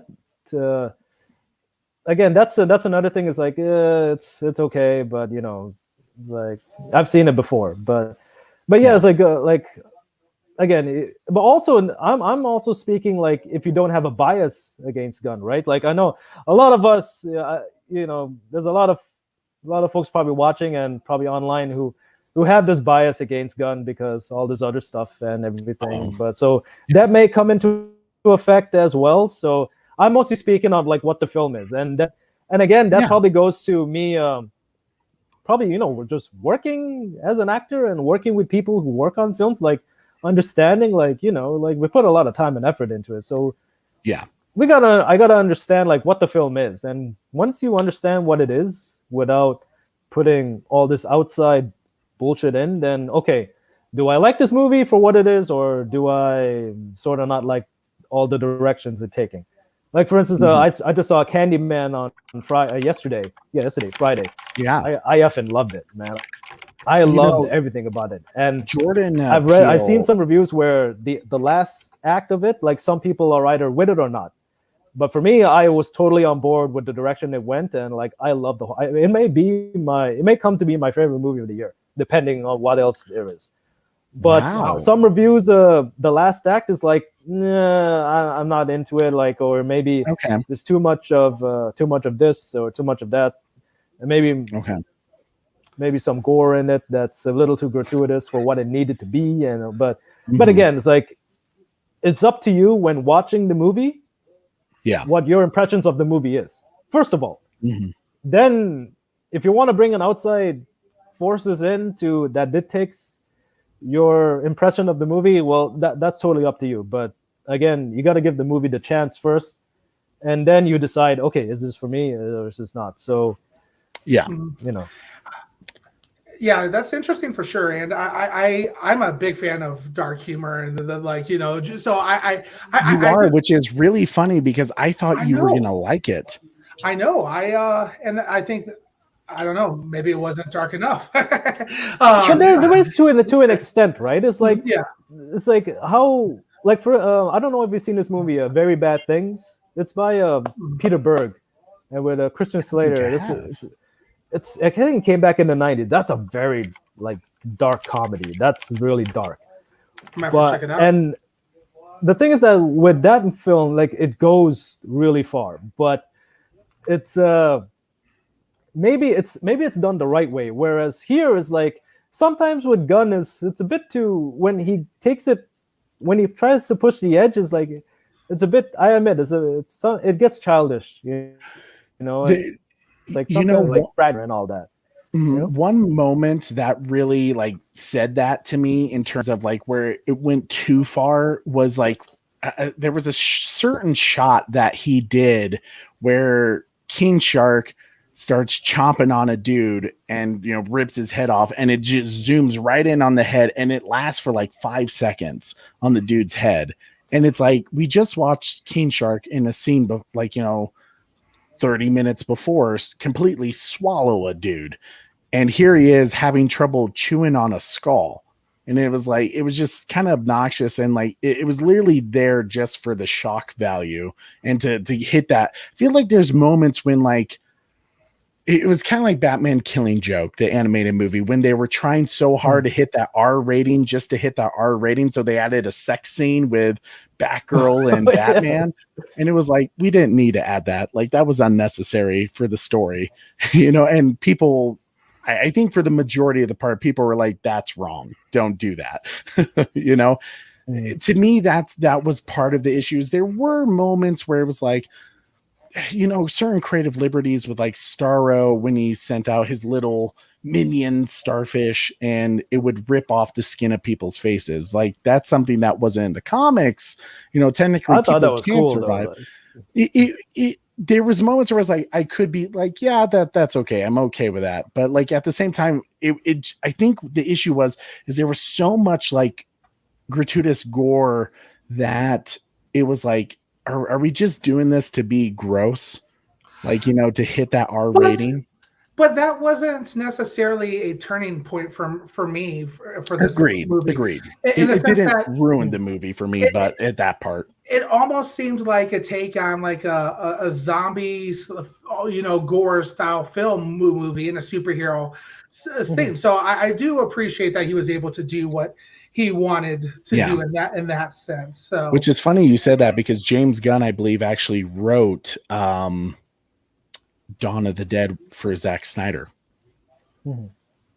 I believe he was one of the screenwriters. Yeah, that was based off his screen. But also, this is like the Suicide Squad is like James Gunn going back to his trauma roots. I don't know how many of us have seen like all those trauma videos or trauma movies like Toxic Avenger and from Lloyd Kaufman. Like, trauma, that's total like B genre gore, gratuitous stuff. So, and James came from that camp, so that's sort of like James going back to those roots. And so if you're a fan of those type of movies, those B genre gore fest and sex fest and all that, so I guess you may enjoy this, because again, it's again, it goes back to taste, right? Like, I know some trauma movies, like it doesn't, like, it is what it is. Like Toxic Avenger and some other stuff, okay, that's fine, but sometimes Lloyd just pushes it, and it's like either you're with this or you're not. Again, there's no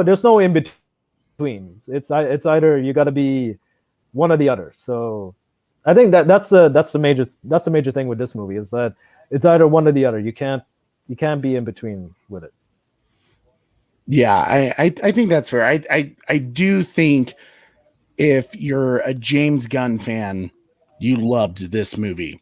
If you're not really about his style, then you're like, no, like, this is just not great. And to me, it's so difficult because, you know, I mean, I'm sure you're kind of used to this as well, Steve, where like you sit in a movie theater and sometimes what really helps your experience is the audience around you. If people, like, when you sit in the Marvel films, I know I'm bringing up Marvel, give me a break, DC guys. be careful, like, Julian's out there. I know Julian's out there. And Julian, I think I saw a comment where you're like, the Suicide Squad was better than the Snyder Cut. You crazy big fella. You need to start drinking some whiskey and getting that mind right. He's taking some heat from the crowd as well. Julian just loves to start shit up. But you know I love you, Julian. But God, what was I saying now? See, Julian took my mind off it. Oh dear, I totally spaced it. I was on the theme I was going to go about. But I mean, to me, it was kind of like there was just some certain issues, like even director styles, where I was like, like a missed opportunity there. Like, in terms of, consistency, which is weird. Like it was one of those films where I watch a lot of movies. I'm a movie buff. I won't lie.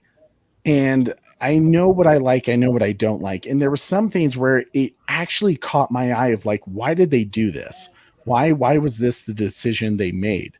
And one of those decisions was the Harley Quinn escape scene. While I really loved the choreography of that whole entire scene, phenomenal, like a really great Harley Quinn scene of when she's getting out on her own. But there was a moment where it flipped from her like imagination of flowers, cartoon birds going around. And to me, it was like, we should have started that from the moment she was starting to escape, because it was all from her point of view when she was escaping. And to just all of a sudden in the middle of a scene to flip that switch and like, here's this crazy cartoon animation, it like took me off where I was like, why didn't we do that the whole time? Like, to me, it would have made sense to be consistent and show that throughout the scene. So that was like a directorial point where I was like, I'm not sure that works for me. There were some other moments where I personally felt like maybe you can give me a little bit more, Steve. The Harley Quinn love story that kind of happened. I kind of felt like that was pointless. I know what they were getting at. Part of me was trying to decide if the reason why I didn't like it is because I didn't like the character arc of Harley Quinn in Birds of Prey without Jared Leto's Joker, because I really felt like the biggest mistake in Birds of Prey was that they needed Jared Leto's Joker to kind of be there, taunting her, tempting her to come back, but her really deciding to like, I'm done with you. You're the worst. And maybe the Air Cut builds on that. But that whole love story they did just for her to be like, I'm choosing not to be with, shitty guys anymore, so let me kill you. I mean, what did you take from that love story? Like, to you, did that make sense for the movie? Was it an appropriate story to take? Okay, I've seen Suicide Squad 3 times at home. So okay, and every time when I get to that part, it's like the first time is like okay, but the second and third time watching it again is like, oh, I gotta get through this scene, and that's kind of like how it feels in like with Harley. Okay. They could have gone straight to like Harley being captured and having her escape, but the whole thing about it did really feel like giving Margot something to do, right? Like this, having Margot, because she was part of Team A, and she was captured. But again, they could have like gone to the torture scene and have her escape instead of doing this whole thing about, but of like her, like this proposed marriage about, and having someone who a villain in America, who the people there idolize, and this marriage can help with the dictatorship and all this. It really felt like, okay, I need to give something for Margot to do, because she is the biggest bankable star, I guess, in this movie, right? If you like, because in the first one you got Will Smith, Margot. And those were the 2 big ones. Yeah. Then you got everyone else, and they all fall in line to a point. Idris, I think he's a big star, but I agree. But again, it depends. Like, we got to think about how Middle America sees it, right? And because that's another thing too. Is like you gotta range these stars of like, we may think they're amazing and all that, but we gotta understand how they are in the hierarchy too, right? Now, I think Idris is amazing, but obviously Margot is the bigger star, the bigger recognizable star. And there's no fault at Idris or anything. It's just like how surveys and polls go. Like, it's like, who do we think is a more recognizable person, right? And if you got Margot Robbie, who has maintained her status and all that, okay, so what do we do? Do we just wait, or just give her, have this opportunity to do something with Margot and have like a character moment with Harley and everything? But again, that's kind of like it may sounded really cool and everything, writing it down, but execution, maybe it isn't. and that's always the case, right? Some things don't go over well, and some things don't really pan out how you thought about it. So, and watching it back is like, yeah, okay, maybe they could have taken that and just gone straight to Harley being, trapped and having her. They could have done. I don't know if maybe they could have done more torture scenes with Harley. That could have been worse. Like, I actually thought that was a bit of a missed opportunity when it came to the torture scene, because to me it was very reminiscent, and I get it was probably once again trying to get it not connect to what happened in 2016, but it was the reminiscent scene of Joker torturing Harley Quinn, and I almost wish there was like a flashback to maybe that was the missed opportunity, rather than having the love story, which was weird because the dude was like, my people want me to marry you. And it's like, why do they want you to marry a serial killer clown bride like, who has some connection to the Joker? That seems crazy. Because they idolize these characters going against the US government, right? Like, that's the whole thing, isn't it? To me, it's also but yeah, I know what you mean. It's like she's working for the Suicide Squad. She's kind of and I think that was a weird place where Margot kind of played that in an unusual way, because when the dude says that to her, like, yeah, you represent anti-America, she gives a reaction that she doesn't like that. She kind of gives an facial expression where she's like, I'm not sure I'm comfortable with that. And to me, that threw me off, because I was like, okay, like if they were going, because James Gunn kind of went through this without this entire film, that America's government is shady and sucks. And, they're doing some really bad shit with the Starfish project. And to have her kind of have that moment of like, I don't want to be the symbol of anti-America. She really does give that impression where she's just like, not my cup of tea. And I guess that threw me off, but to me, it was a missed opportunity with that torture scene that was very reminiscent of what Joker did to her, to maybe do a flashback, to maybe show that lesson that James Gunn was trying to do with her, that don't trust, those bad guys, be your own person, be independent, be that strong woman, female character that recognizes those red flags. And maybe that was an opportunity where they could have had the weak, kind of president with obviously the brother. I think he was the brother with that general who was kind of like, let's take out America. And the other guy was trying to go about it in a cool, swaggered way. Maybe that was an opportunity to maybe kind of put them against each other, because they also did this weird thing with when the president died, then the governor was the general was like, let's burn down the birdcage. Like, that was an unnecessary scene, other than to show he's a dick. It's a very again, it goes back to this movie being so mean and everything like that. So that's it's either it's like, yeah, I understand it and can move from it. They could have done the whole wanting to marry Harley with the torture scenes, like, oh, I will come marry me, but Harley's like, yeah, but let me think about it, and then bam, or she hits him and this and that, and they try again and again. They make her wear the dress in the prison and all that, and Harley kept saying, no, let me think about it. No, I've had bad boyfriends and bad lovers. But they could have done that, but I don't know. Anyway, again, I think it would have been watching. It did feel like it would have been. Yeah, and they kept her still tortured. Yeah, or still kept her captive, and then finally she escapes and has all. You know what? The funny thing about this movie is that it's very satirical when it comes to like politics, and if when you break through the darkness of the comedy and everything, James is really saying a lot. He is all like, it's especially and me personally, I'm really excited to see what he does with Peacemaker, because for me, Peacemaker here is such a revelation. Because the thing is, like, it's what Bloodsport says, like, you know what, I think you use liberty as an excuse to do whatever you want, to kill people. And John Cena says, like, you know what, he makes that joke about eating, again, this frat joke, if this island was full of dicks, so for liberty I'll eat an island full of dicks.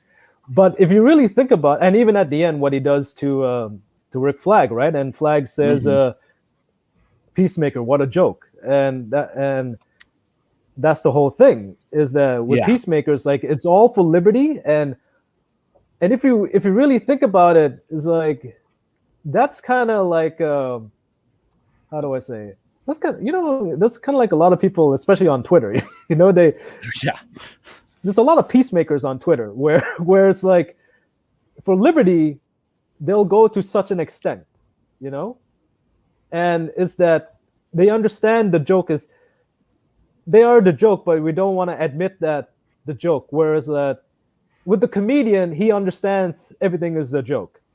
Like he is aware of the joke. Here are peacemakers that he is the joke, but he has to uphold liberty, even though it is a joke. And there's a lot of strange commentary here, especially in this movie. And I don't know if it's warranted or not, but again, it's how you stand with how the movie is, like whether you welcome it or it's like James, like how are you going to tell me about U.S. politics with foreign countries while you're showing penises and all this and everything like that. So I think James tried to juggle.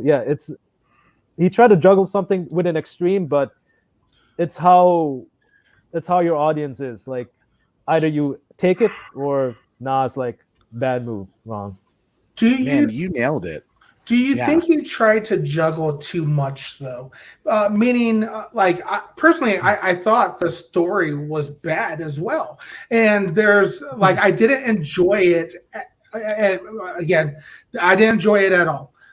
There's a lot of reasons for it. I hated that scene with Harley Quinn. That's one of the things that made my list. The torture scene, how she got through it, that was fine. But I think one of the things that we ran into, for me specifically, is there's a lot of big characters that got killed during this one that are big to the Suicide Squad series as a whole. So there were some issues I had with that, but on top of it all, I just lost my train of thought. Trey, I'll let you fill in for a second. Let me rethink how I want to word this. Go for it. To me, I mean, I think you bring up great points actually, Steve, because there were definitely messages James Gunn was putting through. I mean, even the song choice that he picked for some of it with the "Oh No" by the Grandsons, there's a line in there, "My president is a felon and can't function," stuff like that. I mean, there was clearly a message he was trying to say where the government is corrupt and they do things that maybe aren't right. And I think there's even a line that says, "Do you do things that are right that aren't right?" It's something like that. That's what the Suicide Squad is, though, Trey. They are what we do wrong. They're the bad group that we put together.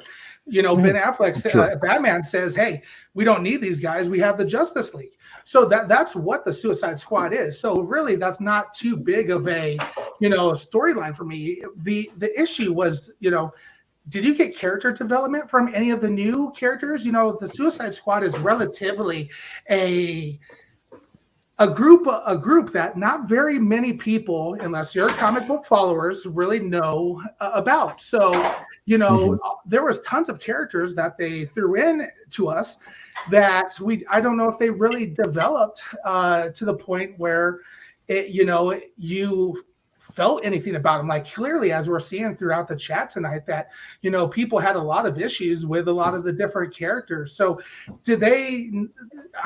it felt, maybe was it too high speed? Were they rushing it through? I was waiting to see. Was it not supposed to be a 4-hour movie? No, I don't want to say it needed to be a 4-hour movie by any means, but look what he did with, some of it, what he did for you with Space in the Marvel movie, Guardians of the Galaxy. Yes. Yeah. Look what he did with those characters with you on the first movie. I don't think he was able to come anywhere close to accomplishing what he did for Guardians of the Galaxy with this movie, and this is what he wanted as a film as a whole. Is what I'm trying to say. Corey, I agree with you. I think Guardians of the Galaxy was executed better in terms of maybe the direction that, or the message he was trying to get across, maybe for James Gunn.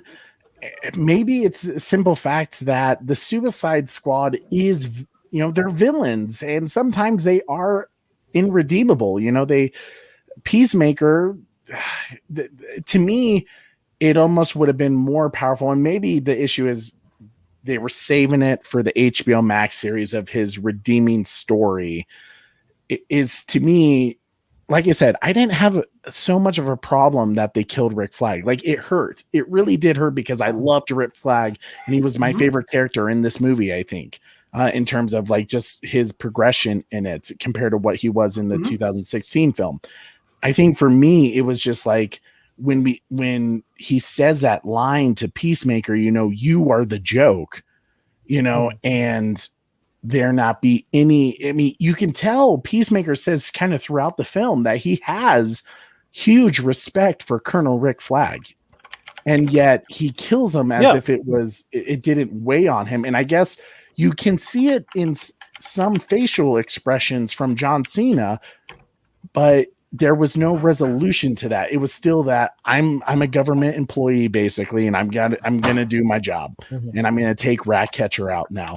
To me, it almost would have been more powerful if they used that moment of when he killed Rick Flag to kind of look at the situation and go like, what am I doing? I just killed an American hero, and he has a point. Like, he is right. I am a joke.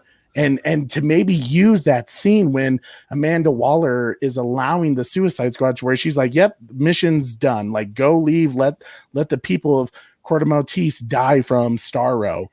Maybe that would have been the moment for Peacemaker to be like, this is wrong. Like, this is not, like, I'm here to like save the day, save the world, and to be the one to turn around and, help Idris Elba, Bloodsport, save the day. And he wasn't. He was really the true villain of the movie. So I looked it up. But then again, that's no, go for it, Steve. Oh, I was going to say, but then again, that's not his character arc, though. That's Idris's character. That's Bloodsport's character arc. That throughout the whole movie, he kept on saying, "I'm not a leader. I'm not a leader." And then finally, at the end, he leads the team into taking down Starro. But also, Peacemaker embodies Rick Flag. He's a good soldier, but he understands right from wrong. Whereas Peacemaker is a good soldier that follows orders. Again, it's all going back to liberty, right? I know killing Rick, like he says, like it's not personal to Rick Flag, where he just wants the hard disk, because he's gotta uphold liberty, right? And he's got to do anything you can to uphold it. And I think we all have a liberty with us in that, and that could represent so many things.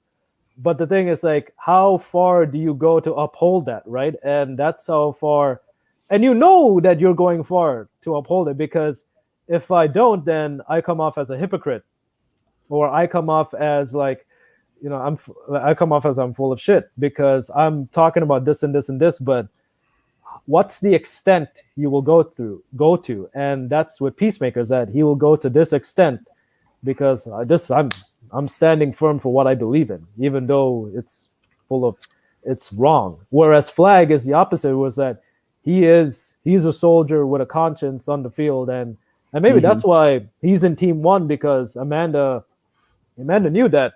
Whoa, wait a minute! It's like it's like, okay, I know if these guys, I know I have Team Two, whereas with Team One, if anything goes wrong, like, or if Flag decides to turn against anything, I have Team Two there to follow the job.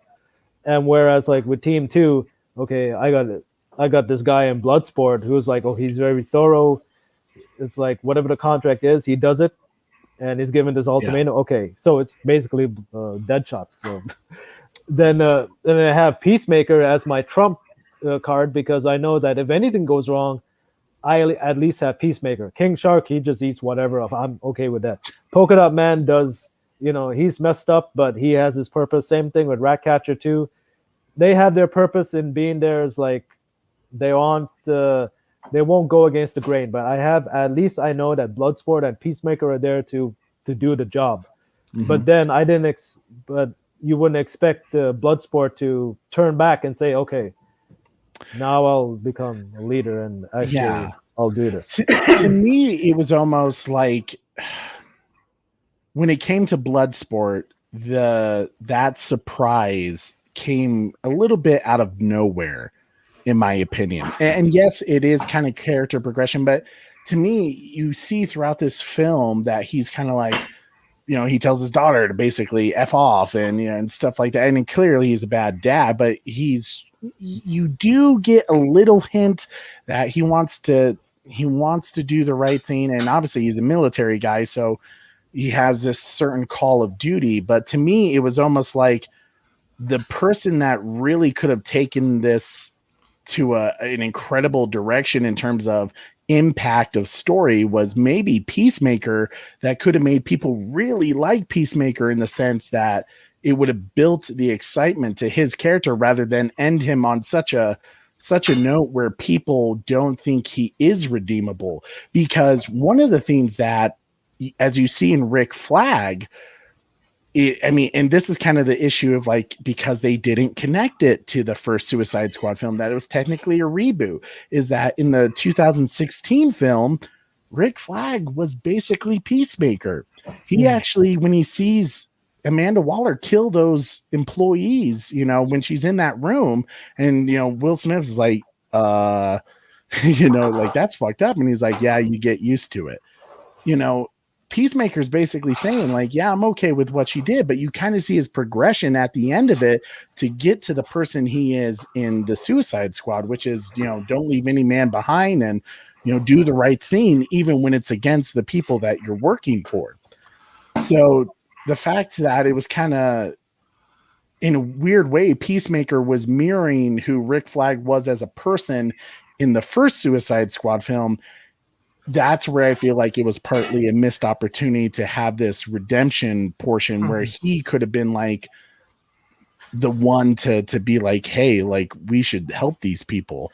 Like Rick. Yeah, he should have. Yeah. But again, for personal preference, I like what Gunn did with Peacemaker, because again, it kind of opened my eyes to a lot of things of like, again, with his commentary about things, right? Because then that's really what the government is, or whatever you want to take it. Like Peacemaker is a living representation of what they're trying to say. And again, it's like and if Gunn was trying to say, put some politics into it, some commentary into it, then Peacemaker is the ultimate thing, because it goes back to what Bloodsport says, is that you'll do anything to uphold liberty, right? So yeah, and he did. But the thing is, like, even with the first Suicide Squad, like, yeah, Rick Flag was that soldier that followed Waller, but then there's that turning point, and especially in the bar scene where he forms a partnership with Deadshot and all these guys, because again, that's through, even with the theatrical cut, that's all through the engagement of battle, and he sees like Deadshot is not, especially that one scene with Will, like he's taking out all those great scene. Like, I don't know what you call them. So all those minions, I guess. And he comes out, that's how I cut and run, and everyone's seeing like, oh, Deadshot's for real, and he's his killer, but he has a conscience and everything, and he understands like, yeah, Deadshot is not someone who actually does the right thing, and especially with that scene where he's been told to take out Harley and he purposely misses, right? And so you see Flag like really turning and understand like, these, like, yeah, they're villains, but I've formed a camaraderie with these guys. I've formed an actual team with them. And I think that carries over also into this film with Flag too, is that he really is the good soldier, and he really is like, he really understands. And that's why when he took the hard drive out, and he's like, I gotta let the world see this.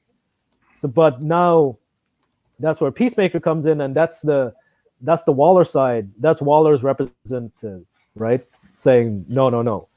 It's like, we gotta behold our secrets. We can't let this out, and everything as such. And so I think there is character transition from Ayer onto this one with, especially with Harley and the relationship with Harley and Flag. Like definitely that's there. Yeah, clearly there was it was that weird, and it's one of those moments where like maybe it would have been better if the studio marketed it as a sequel, because the fact that you could clearly tell there was a relationship between Captain Boomerang, sorry, not Captain Boomerang, Boomerang. Well, yeah, Captain Boomerang, right? Why am I freaking out about this right now? Yeah, okay, I'm not crazy. I think Colonel Rick Flag is like me up right now with the names, but you know, there was a connection between Rick Flag and Captain Boomerang, and yet you were told that there's no connection to the Suicide Squad, you know, to the first Suicide Squad film. Is maybe in my brain it was kind of messing me up, because like I'm trying to look at it as how the director intended it, and yet there clearly is some form of connection to it. But I mean, another issue I had with the film is with Bloodsport. I love Idris Elba. Like I love this character in terms of what he was doing with it. But finally he makes a decision where he's like, yeah, we're going to go and help these people. And, you know, you have this great scene of them, like, you know, kind of that unit scene where you finally see the Suicide Squad after that bar scene, you know, in the first film come together, and you got that great theme going on. And here they are in this film when finally they're coming together as a unit to help people and do some real good and not be the puppet of Amanda Waller. All of a sudden here Bloodsport is making the decision that like, yeah, I need to be the leader, so we're not running chaotically and we can actually fix the problem against Starro. And he takes this whole incredible time to build this gun, this incredible gun that does nothing. That does absolutely nothing. That does nothing. You know, like, sorry, go ahead. No, I agree. Like it does nothing. It looks cool. I thought if Bloodsport is like this great marksman and everything, I think someone mentioned it. He didn't do shit to Starro. It's like Starro should have been dead. So, right? Yeah. I guess it was a baby roll who said that. Yeah. He didn't do anything. Like, especially like you build up this gun, especially with the metal in the background and everything. It's like, I thought like, whoa, this is going to be cool. Oh, right. And then it's like, they build up this, you know, like, oh my God, like here he is. He's building this crazy ass badass thing. And all of a sudden, nothing. Starro's like, it tickles. Like, shut up, like, get out. At the end, it was Javelin's, who was the spear thing with Harley Quinn. Yeah. It had to be that. And all the rats. And also, I felt like with Polka Dot Man, when he's, you know, I mean, here you're seeing Bloodsport have this moment where like, yeah, I'm going to be the leader. I'm going to tell people like, this is what I need you to do. And it's a great moment for his character, but it falls short in some of the themes with what he's able to do to Starro. But it's also short with Polka Dot Man, where he's like, yeah, it's your mom. And here you having this like really scary, intense moment. And then they turn it into a comedic moment where it's this lady just destroying a building. And of course, Polka Dot Man is, you know, trying to stop her or Starro. And then they kill Polka Dot Man, who is, in my opinion, probably one of the more interesting characters. They killed characters who I was kind of like, there's something good going on here. Like maybe we should continue them into another film because you can really build on them. And then killing Polka Dot Man was kind of like, well, that was another character that was kind of like, oh, well, there was something cool there. Like now that's done.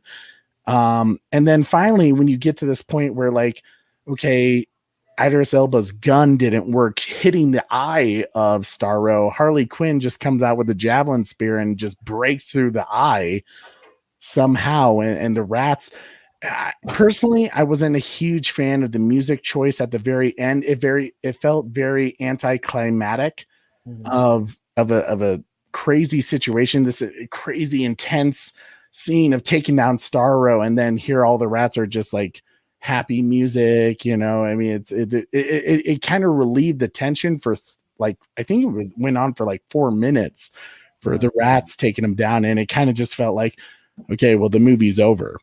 You know, and to me, it wasn't a very grand, epic ending, and it kind of reminded me of a saying that they had for Jaws when Steven Spielberg was making that. I forget how the shark was originally supposed to end. I think there was literally supposed to be a very kind of realistic ending, I guess you could say, in a way. And the studio said, well, that wasn't impressive enough. Like, you got to blow up the shark. Yeah. They had to make it more of a satisfying ending. And for the ending of Starro, for them to kind of just do where the rats, which made, in my opinion, if there was that many rats in Corto Maltese and they came that quickly, people would have been infected by disease for a very long time over there. But, they were tearing apart the nerves of Starro and stuff like that. And that was okay. It was okay. Like, I wasn't crazy about that ending, but the fact that they kind of did this thing where, Harley Quinn is did her thing and King Shark did her thing. And then now Amanda Waller does nothing to the people that betrayed her on her team, that knocked her out. Amanda Waller, just like she did in the first film, she would have killed those people. That's my biggest complaint with this movie, is that they wasted Viola Davis in this movie. There was no reason to humiliate her at the very end of the movie. Yeah. To accept defeat from her team. She would have ended them so quickly. And to do, like, they're punishing her by making, she's punishing them with her team by working with Peacemaker because he's a dick, was like, no, she would have killed every single one of them. Right? She would have been like, you're done. Yeah, that's So that's one decision. Like, nah, James, I ain't down with that. Yeah, like, it makes no sense. And like, how can you? It's like, okay, even if you're not a fan of the comics or anything. Yeah. I shouldn't say not a fan, but even if, like, you never read the comics or know anything about Amanda Waller, you can obviously see in this movie alone that, okay, she's a very important person and she's a very big player in this thing. And you're going to have her subordinates smack her out. And at the end, she doesn't reprimand them, like, even lethally. It's like, wait a minute, what? It's like, that's where, again, it's like, with this movie is that James tried to juggle so many things and try to have a lot of things, and some of it goes against logic, and either you can accept it and move along, or it's just like, nah, man, it's like, nah, like, come on, dude, it's like, this makes no sense at all, right? It's like, yeah, even if I knew nothing about this character, or have never read a comic or seen a DC animated or anything like that, I can tell that Waller from the beginning is very powerful. And you do this to your boss, and your only penalty is to what? Work with John Cena? It's like, come on. Are you kidding me? They got off easy compared to what Amanda Waller has done in the past. It was very inconsistent for the type. I mean, here she is just blowing off people's heads, even though they were supposed to be a distraction for the real Suicide Squad team. And yet she's not going to fuck up these people that just, betrayed her. To me, that was like one of the biggest things. I think, me personally, I was like, that was not cool, because no matter what, Amanda Waller, she does, I mean, even in the comics and the animated series, anything, she's a character that doesn't really grow throughout the entire, her character. She is very much Amanda Waller throughout. She is ruthless. She is savage. And I thought in the very beginning, when they had that crazy opening sequence of the Suicide Squad Team A dying, there's a scene where she smiles about it. And I was like, that's Amanda Waller. Viola Davis nailed it. But then to cut to this ending scene where she's like, well, I have an ice pack on my head, and I guess I lost this one. Don't worry, I'll at least make them work with Peacemaker. That'll ruin their day. It's like, she would have fucking destroyed those people. Like, she would have fired them, killed them, like, whatever it was. She would have made their lives a living hell or dead, rather than be like, yeah, I lost that and it was my bad. She would have made King Shark eat them. Yeah. Oh, totally. Totally. Yeah, that's like, I don't know. It's like, you should have gone all the way. Like, out of curiosity, how did you feel about this? Was another sequence as well where I was kind of like, I don't know if that hit, because I mean, it's one of those moments where like I can understand it. I truly can, as a person, I can understand what the message is right there, but at the same time, I don't know if it was appropriate for that moment, because here Starro is kind of being pushed as the main villain of this film, other than kind of the back message of anti-government, of government being the main villain behind everything. But in terms of Starro having this ending where I think it's the general who says, I was happy floating, staring at the stars, to kind of make you feel bad about Starro, even though Starro's like taking over the world. I mean, it's just like kind of that weird moment where it comes out of nowhere in terms of like, well, am I supposed to feel bad for the villain? Well, is Starro a villain? It's like it's kind of like, because from the footage they saw like Starro was captured while floating in space, and Starro was tested on by the Tinkerer, right? Yeah. And even still, so Starro basically he was a lab test subject all through this time, and finally it grew so much where it escaped, and it's wreaking havoc.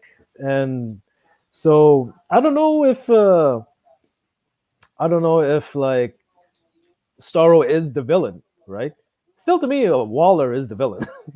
So, and Starro is just acting out, and then finally coming to meet its end is like, I was happy just floating in space. Again, I guess that goes back to with James, is that if you notice in all his movies, he's more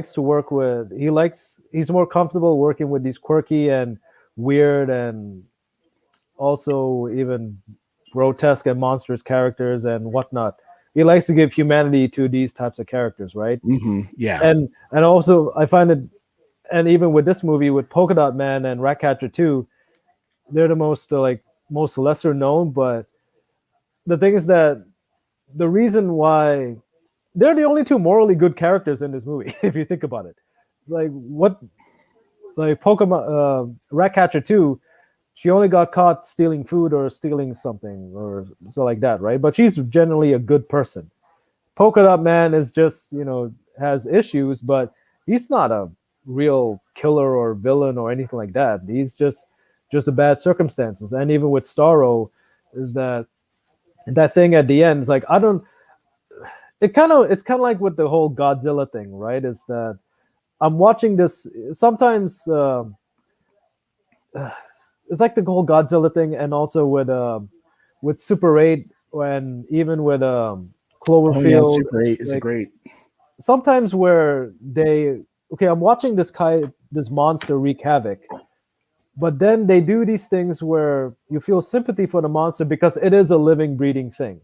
Yeah, and sometimes it's I'm not.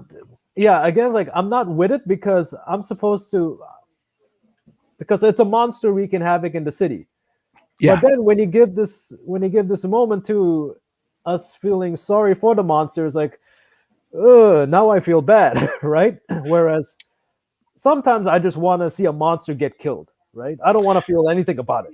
Yeah, I think like with Pacific Rim in the first movie, is that those are bad monsters. Those were when the Jaegers killed them, it's like, yeah, we killed them. We stopped the apocalypse. We canceled the apocalypse. Yeah. But sometimes with this, it's like,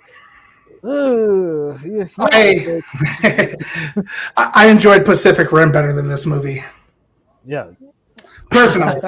Well, I mean, Pacific Rim was a very simple film. There wasn't. I mean, you got exactly what you expected out of it. It wasn't very complex compared to this film, in my opinion. But I mean, it served exactly its purpose throughout the story. For me, it almost would have been better if, because they did that very last line of Starro being like, I was happier, like when I didn't have to deal with you fucks. Yeah.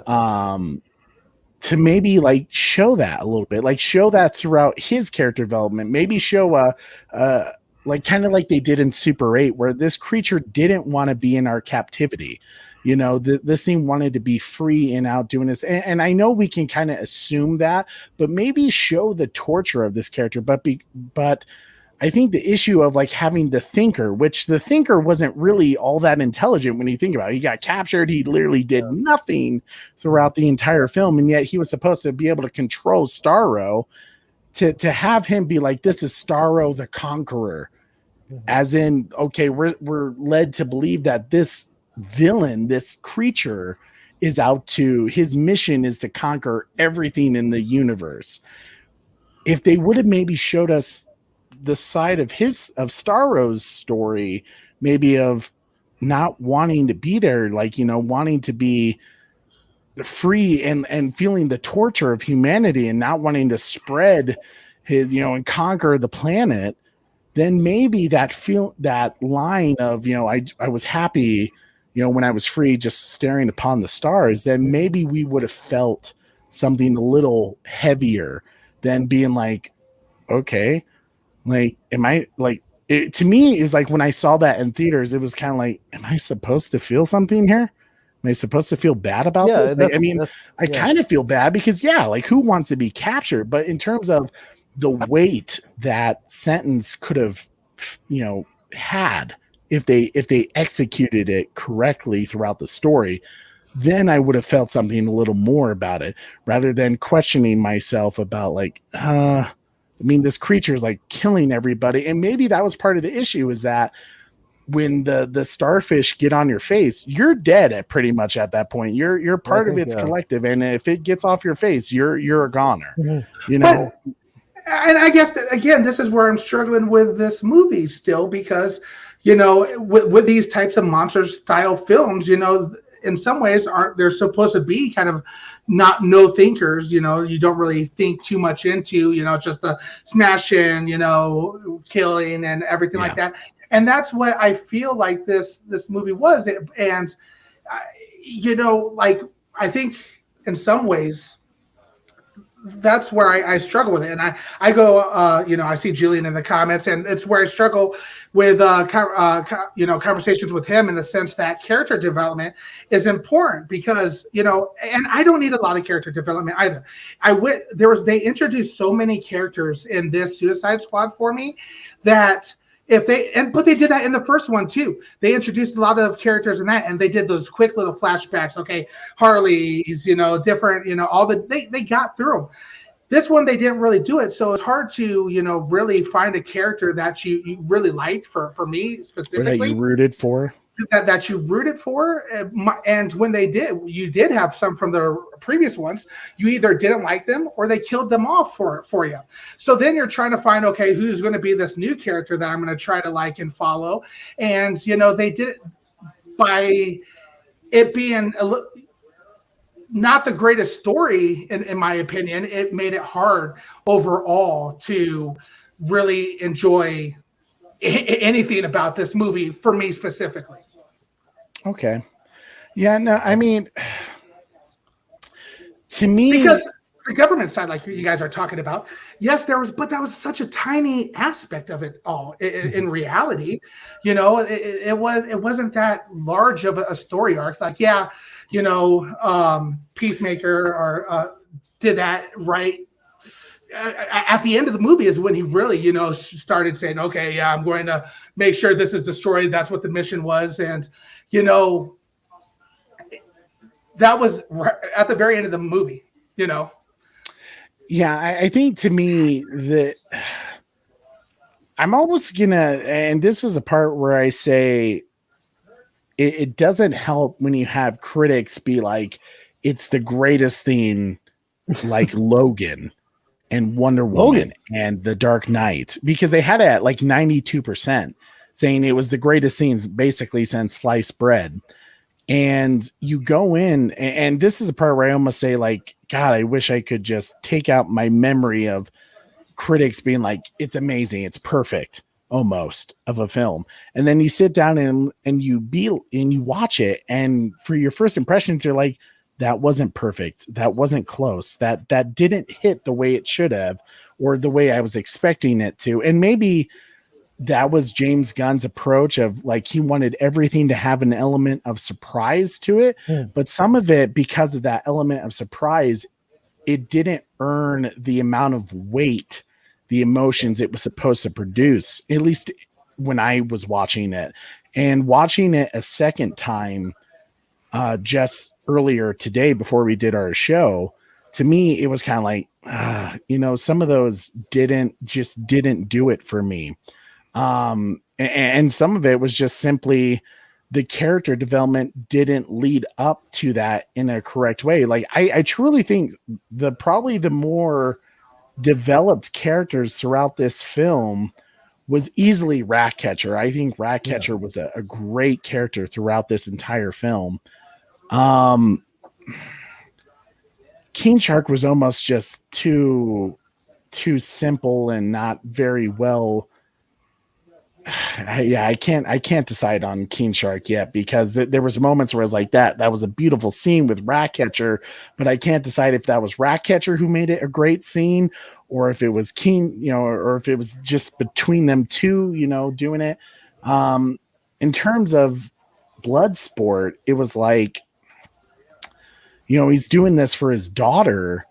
And it was a similar scene to the first Suicide Squad film with Will Smith, where he's like, I don't want my daughter to think I'm a piece of shit. Yeah. And here he is, trying to save these people. And to me, it was like, because this character spent the majority of his film telling his daughter to go F off, and to, you could tell it was him just trying to push her away. But you didn't really get the sense that he was a good guy, that he was just doing it because he had to, and to have this moment where Amanda Waller's like, yeah, go, just leave these people to its death. To me, it came out of nowhere. And that's where I say it was a missed opportunity with Peacemaker, that Peacemaker should have been around at that scene to kind of maybe change the group's decision, because they all followed Bloodsport. They were looking to him as the leader, weird enough, to say like, hey, like, actually, let's go back and let's help these people, rather than Peacemaker actually had a reason. You could tell there was weight upon him for killing Rick Flag. He felt bad about it, because he respected that character. But then just have him die because he made another bad call, rather than him being the character who has gone through this really crazy character progression of being like, okay, I messed up. And Amanda Waller's telling us, like, now's the time to leave when these people need our help. And really, when you think about it, Amanda Waller telling the Suicide Squad to leave when this creature is literally taking over this entire island. And if we let it like go any further, it will take over the world. Kind of makes no sense for Amanda Waller. Like, you would think she would be like, yeah, that's an immediate threat that needs to be taken out. So the fact that there wasn't really a character there to be like, this is wrong, we need to turn around and stop this. I know Bloodsport kind of did that, but he kind of did that, like I said, it kind of came out of nowhere with him. It kind of, there was this whole like, I don't care. And while you could tell there was a little bit of where he does care, it was still like he never allowed it to be like enough for us to go like, okay, this makes sense for him to turn around and be like, I'm helping these people. Fuck you, Amanda Waller. Mm-hmm. To me, Peacemaker almost would have been the perfect character at that moment to be like, this, I was wrong. Rick Flag had this right. Like, Amanda Waller is a piece of shit. I'm going to help these people. It almost like would have been a great moment that would have led him into the likability of his series for people to go like, yes, to like, I'm with this dude. Like he did something really messed up, but like, here he is doing the right thing. So yeah, I mean, that's kind of how I feel about it. I feel like there was just missed opportunities and maybe moments that had good intentions, but maybe weren't executed perfectly. Mm-hmm. But again, you see Bloodsport turning when he's connecting with Ratcatcher too, right? And when he's learning, when she's giving her backstory, and then when he says, yeah, baby girl, Ratcatcher is the best character, because she's, again, as I said, she's the only morally good character in this movie. It's like she really is not a villain. She didn't really do anything wrong. Agreed. She's an actual good person, and you see that changes Bloodsport into that he sees. He connects with Ratcatcher too, and it reminds him of his daughter, and that's where he opens up and everything like that. And I think at the end, it's like you see him turning, and then he turns. It's like, okay, we gotta deal with this, and there is that change. So and also it's kind of like a movie, almost like a movie trope, in that it's almost telegraphed in a way, right? It's like when you see movies where it's like, okay, you get the team and you get these guys, they're like, no, I don't want to deal with this, but then they leave, but at the end it's like, oh, I'm gonna deal with it, and they become the hero, right? It's like, oh yeah, so it's kind of like, it's kind of like one of those moments, right? When again, a movie trope, so it's almost telegraphed in a way. It's like, nah, Idris's character is going to do the right thing, because we've come to like this, or we've come to see this character like become likable. So I guess it's in that aspect too. Again, this is all playing with like 80s movies, like action movie tropes, right? It's like you get the guy you're following, and then it's like, no, that's not my problem. That's not my problem. Yeah. But then there's a moment they look back. It's like, okay, let's save the fucking day. And then they go and they do that stuff. And it was, I mean, you're right there, Steve. Like, there was kind of a cool symbolism that I don't know if you kind of caught. I kind of realized it the second time I watched it, where it was like all of Bloodsport's weapons are a part of his armor, which was a really, I really dug that kind of aspect of his gadgets and stuff like that. The fact that he was like taking them all off at the end, to fight the Starro, peasants that were around him and stuff like that, to the point where he was out of weapons. And it was kind of that symbol of like, he took off all the armor for this vulnerability for Ratcatcher to save her at the end of the day. And then she also saves him with a bunch of rats, which he hates. I mean, all that was like, it was kind of, it was a cool moment. Unfortunately, I didn't feel that the first time I watched it. The second time I kind of was like, okay, like I get a hint of it.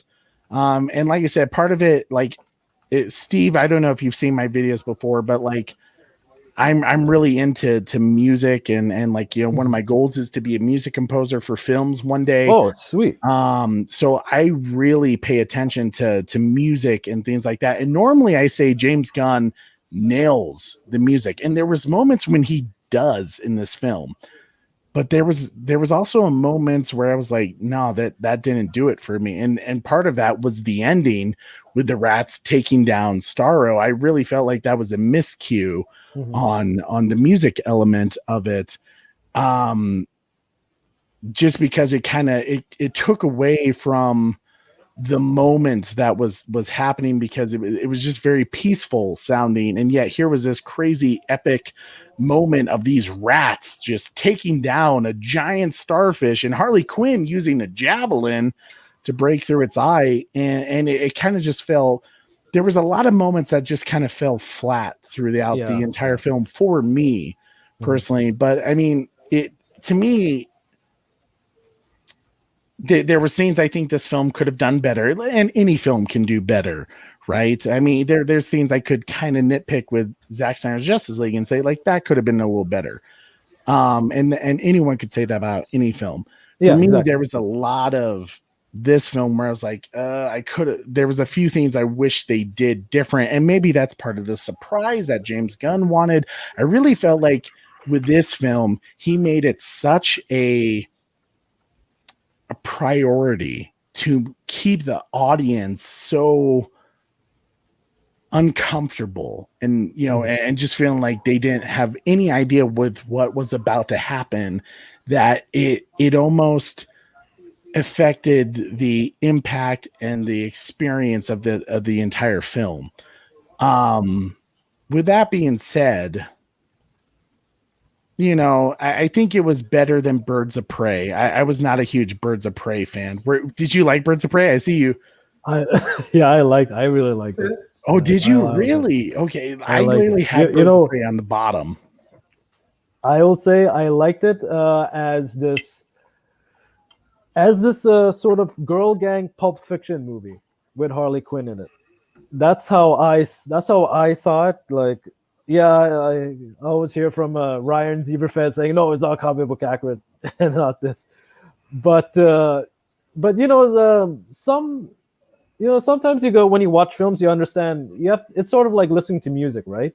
Or listening to a song, and it's like I gotta understand what type of song is it.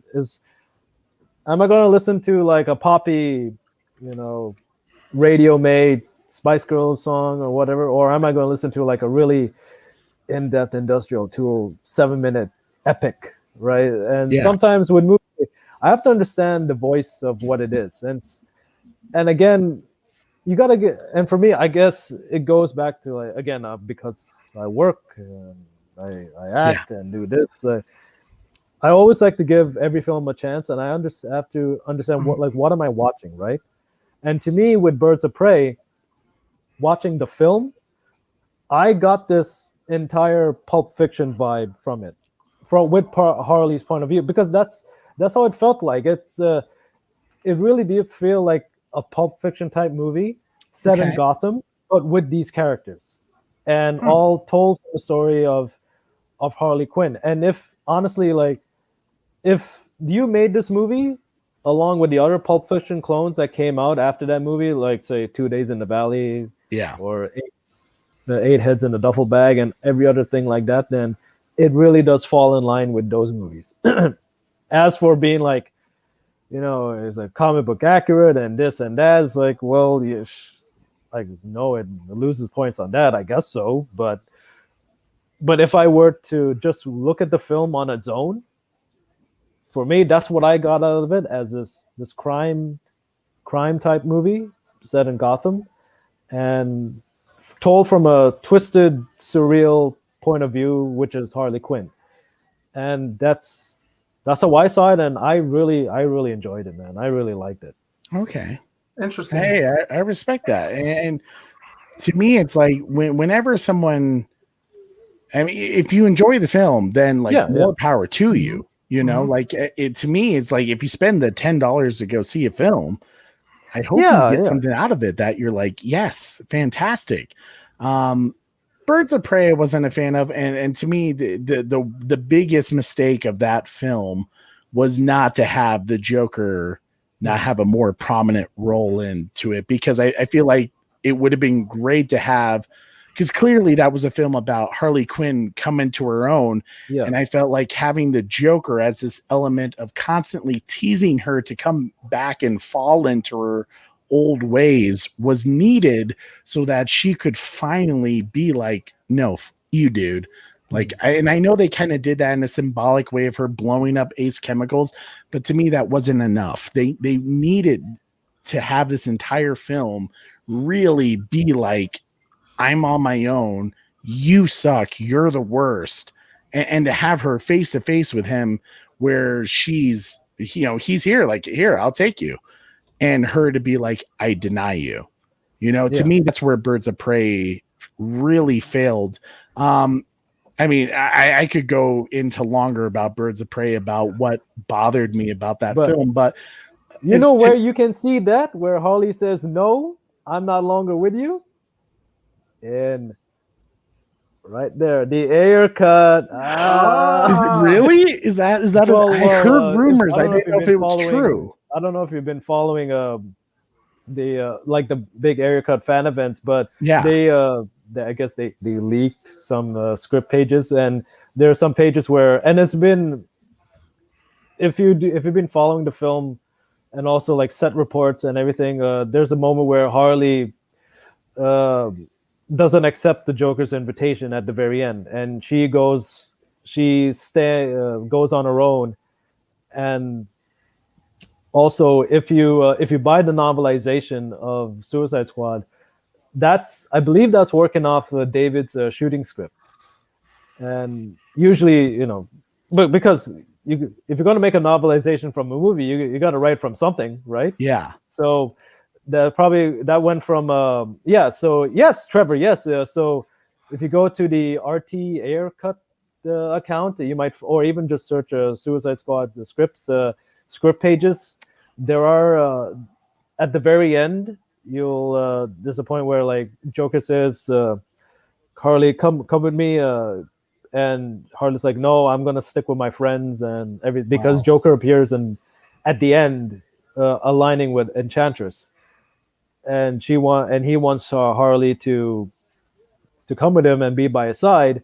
But Harley's like, no, because she's formed this bond already with the rest of the team, and also I guess a new romantic relationship with Deadshot. And they also leaked that pic with Harley and Deadshot kissing. So there's cool. So it is there in the air cut where Harley says, no, Mr. J, no, I'm going with these friends. Hey, that was pretty good. Good, Steve. Hey, I dig it, bro. So Steve, as we kind of come to the end of our review, first off, bro, like, one, I'm super excited that you were on the show with us, because I've wanted to do a show with you for a very long time, because I just respect the hell out of everything you have to say, because you have that, you're an actor, you are on set, you have done this, you know what happens behind the scenes that most people don't. But I just really appreciate everything you have to say, because I think you add an element to what people don't understand about movies, including myself, that I really appreciate when you can come on. But in terms of the Suicide Squad film, is there any last thoughts that you have about what maybe you feel like people misinterpret, or maybe people need to calm down about, including myself? Okay. First of all, just want to say thanks. That was unexpected, but thank you so much. But to counter that, I say, again, it goes back to what I said about people having stakes and everything. And sometimes, don't believe everything actors or people in entertainment say, because how many times you heard people say, hey, I'm a fan. Are you really a fan? So, yeah, I'm a fan of this. I'm a fan of that. You know what? I like it because I'm a fan. Yeah, we're all fans, right? We're all fans of this stuff. I mean, let's be honest. Star Wars, Batman, Superman, Spider-Man. It's not geek niche stuff. These are worldwide properties. If you find your thing in an underwear, it's not niche. It's a mass marketed thing. So, saying that I'm a fan, yeah, motherfucker, we're all fans. It's like, what's your point? Once you tell me what happened in, Spectacular Spider-Man 285, the first appearance of Hobgoblin, then you can tell me, okay, you're a real fan. But, saying, oh, we're fans. I like to always have this quote from the first Planet of the Apes, which was just 81 over 30. Exactly it to everyone. But as for the Suicide Squad, you know what? It goes back to this movie. I think that it's come out in a time, especially talking to your audience very much in reverse, restore the Snyderverse, and this whole thing of getting Zack's movies back, and also the thing with Walter and this and Toby and everything. So there's all this biases, and there's all this bad blood coming in. And so this film just came in at that time where it's like, yo, man, it's like, how can you come up?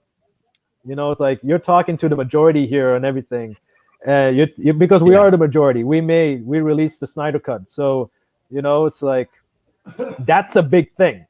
You can't dispute that. So we do have a say, we do have something in it, and now we have this minority is a vocal majority, and now people are finally seeing with the release of Zack Snyder's Justice League that this thing Zack set out to make, you should have stuck with this plan. You should have stuck with it because people like it, and it shows that no, you don't have to be like Marvel. You don't have to copy someone else. You know, Popeyes and KFC make chicken, but they taste way different, right? So, and there's people prefer one or the other. A lot of people prefer one over the other, and a lot of people invite that. Yeah, I can choose. Okay, do I want a KFC tonight or do I want Popeyes tonight? That same thing, you know. Sony, Warner Brothers, Disney, you know, Universal. If they get into it, they all make comic book movies, but you don't have to make them all be the same. Marvel and DC have characters that are similar, but they're not the same. There's a reason why everything's different, right? Yeah. There's a reason why they have all these characters here. And it goes to show that everyone's the general audience. We're all the general audience. Okay? There's no thing about the general audience thinks this and no. We're all it. Because we all start from somewhere watching movies. And it shows that the general audience, they were into it. No matter what any of these bloggers say and everything. And a little sidetrack, I find it funny that all these bloggers who were saying like, nah, man, there's no thing as a Snyder Cut. Oh, suddenly, hey, Zach, I love the Snyder Cut. I love this. Actually, get the fuck out of here, man. I guess you're a fan, right? You're a fan. Now you're a fan. Yeah, sure. And next thing you're going to say, yeah, I'm a fan. That's what I say. Don't trust us. Because you know what? I'm a fan. Okay. So I would say, but bringing it back around to this stupid ass movie, I would say with the Suicide Squad, you know what? It's in a time where all these things are happening. I would say when everything's cooled down, you know, it's out there. Just give it a chance on a fair level and just judge the movie on a fair level. And again, you may have the same opinions as before, or you may see something in there that you thought like, okay, you know, it's like there's stuff in here that I like for instance, again with Peacemaker, for me that was such a revelation character, because now Peacemaker and what he stands for really, as I said, you know, we have to uphold liberty so much we'll even eat an island of dicks to uphold liberty. And again, what liberty means to you, that's how far you'll go to uphold whatever liberty means to you. It could mean liberty. It's such a vague thing because it means so much. And after watching this movie, it's like, fuck, that is what Twitter is. Twitter is a bunch of fucking peacemakers on Twitter. Because if you think about it, everyone is trying to uphold whatever liberty means to them. And they'll go so far to uphold liberty, they'll even retweet a tweet from someone they may despise, or they went against maybe your favorite director, like say retweeting something about the Suicide Squad from say Scott Mendelson. Well, hey, didn't Scott talk about a leaked trailer from last year with Zack Snyder's Justice League? But you.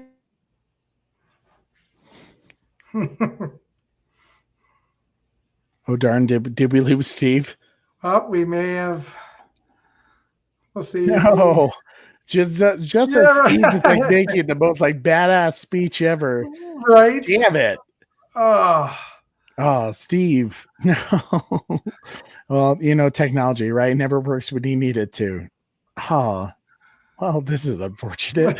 I was like so like into what Steve was saying. I was like, oh, like great stuff, man. Well, if we can get Steve back, Steve, in case if you watch this ever again, bro, it has been an absolute pleasure to have you on for this show, and I can't thank you enough, dude, because I know I've said it before, but like I'm a fan of yours. I really enjoy having you. Oh, there he is.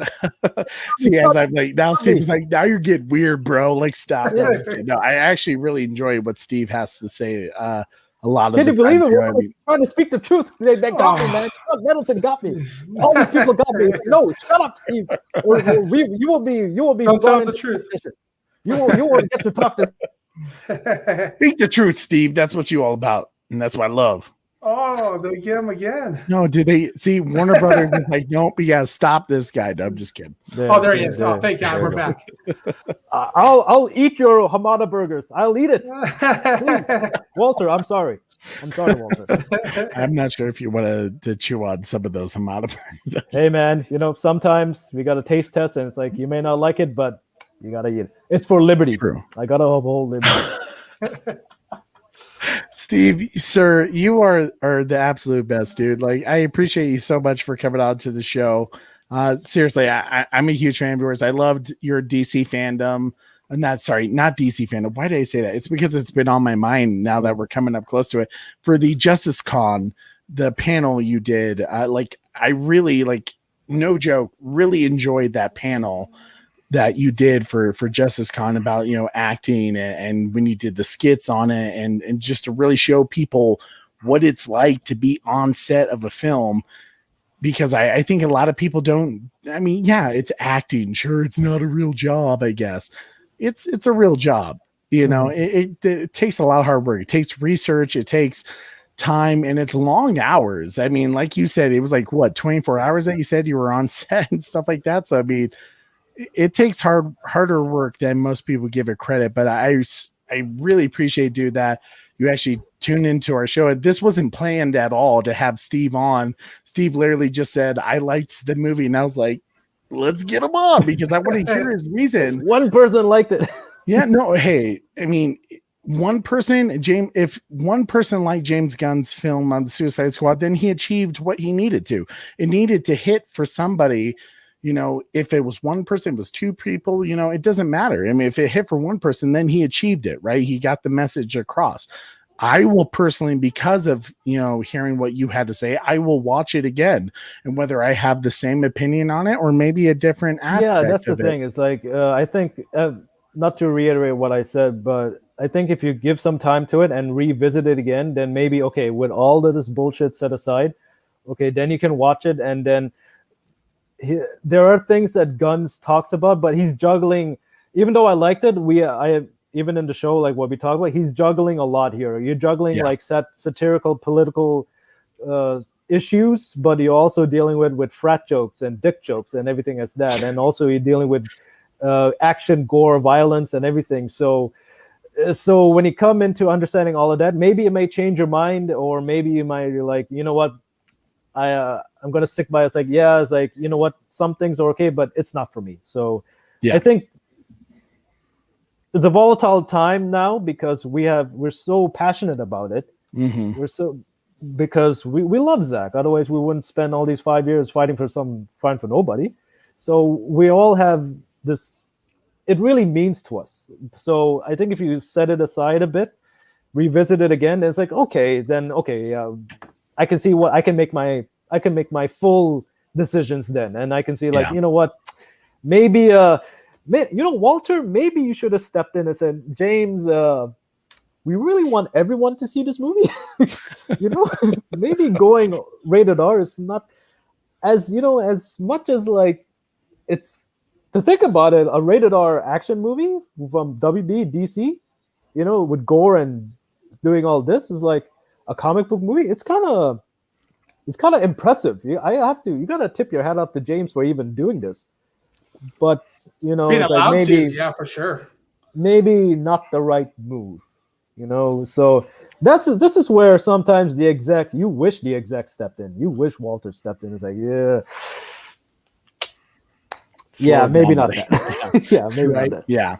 Well, Steve, thank you so much, buddy. I hope to have you on again for a show if you're willing to sometime. But it's been an absolute pleasure, bro. Seriously, I'm ecstatic to have you finally on the show. I always wonder could I ever get Steve on for a show? And I just never thought no, Steve would never say yes. He would never join us. Course, the fact that you are, man, dude. It's come on, I'm nobody. You gotta bring in the heavy hitters. You gotta bring Sil on the show. You gotta bring in Nicotina on the show. I've been trying to get Sills. Sills is so busy with Mikey Sutton that it's like crazy. But Nicotina will definitely hop on sometime. But you know what? If you say Mikey Sutton's name 5 times in mirror, he'll appear with a scoop. Mikey Sutton. I need more Batfleck news. You know that I know, like hope. Oh shit, Mikey, you're here. I got a scoop, guys. I got a scoop. Right. Oh man, thank you so much, Steve. It's been a pleasure, bud. I'll see you next time. Thanks, Steve. Good seeing you, bud. Take care.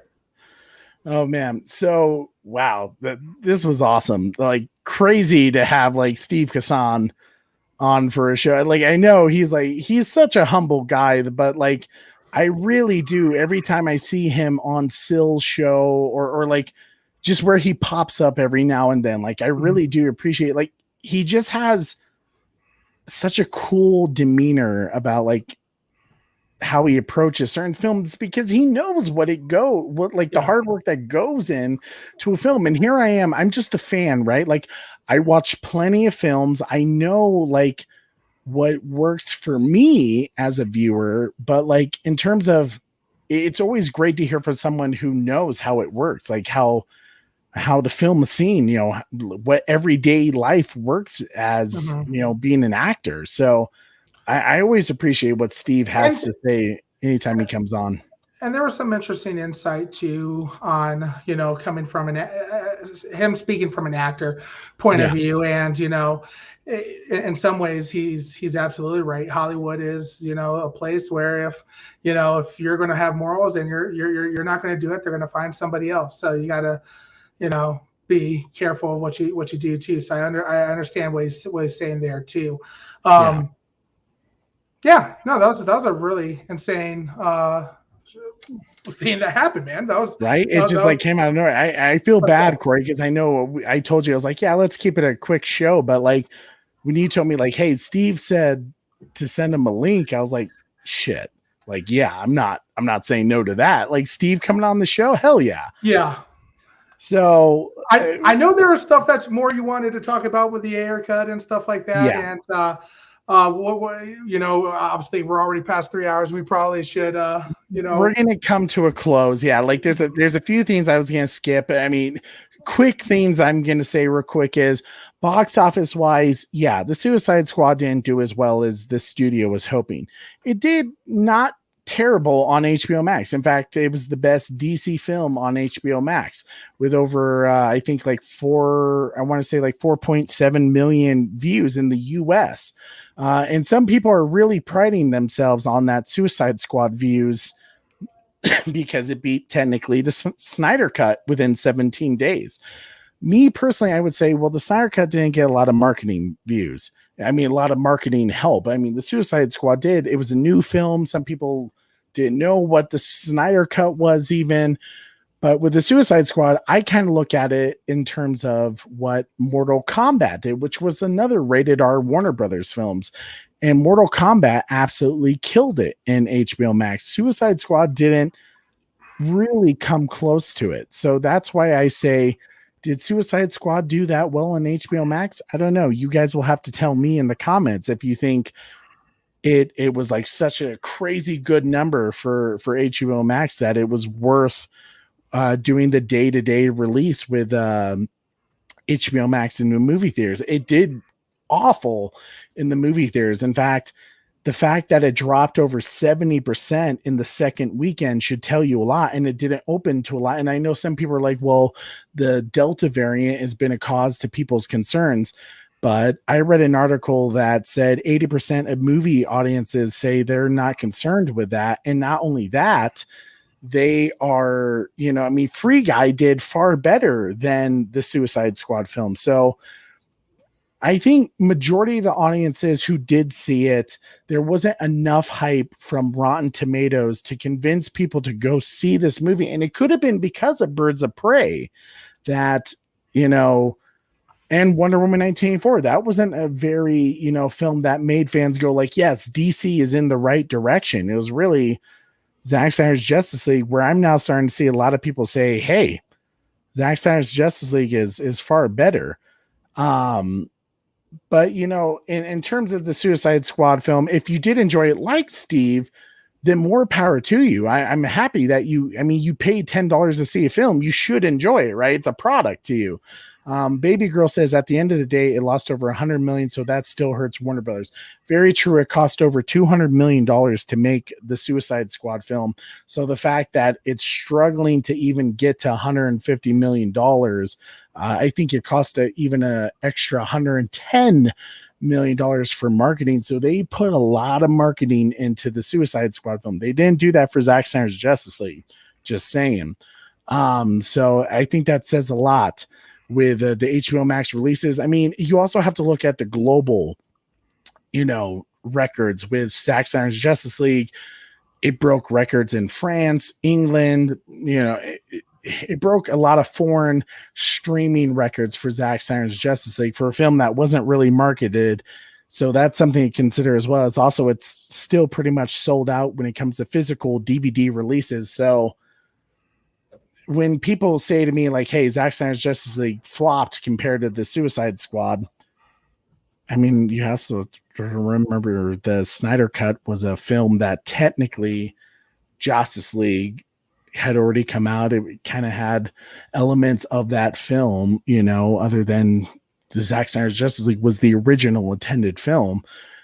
People just didn't know what it was about because there was no marketing about it other than the fans, doing it. So the Suicide Squad film, I would say box office wise didn't do well. HBO Max, it's an interesting number that we'll have to keep an eye on to see how well it does when the DVD comes out, if there's a lot of physical copies. But if there's one thing to be said, Corey, I think now that James Gunn's The Suicide Squad film has come out, it is without question time to release the air cut. There's no reason not to release it. Oh, Trey, this, I'm going to, the movie sucks for me. And I hated this movie.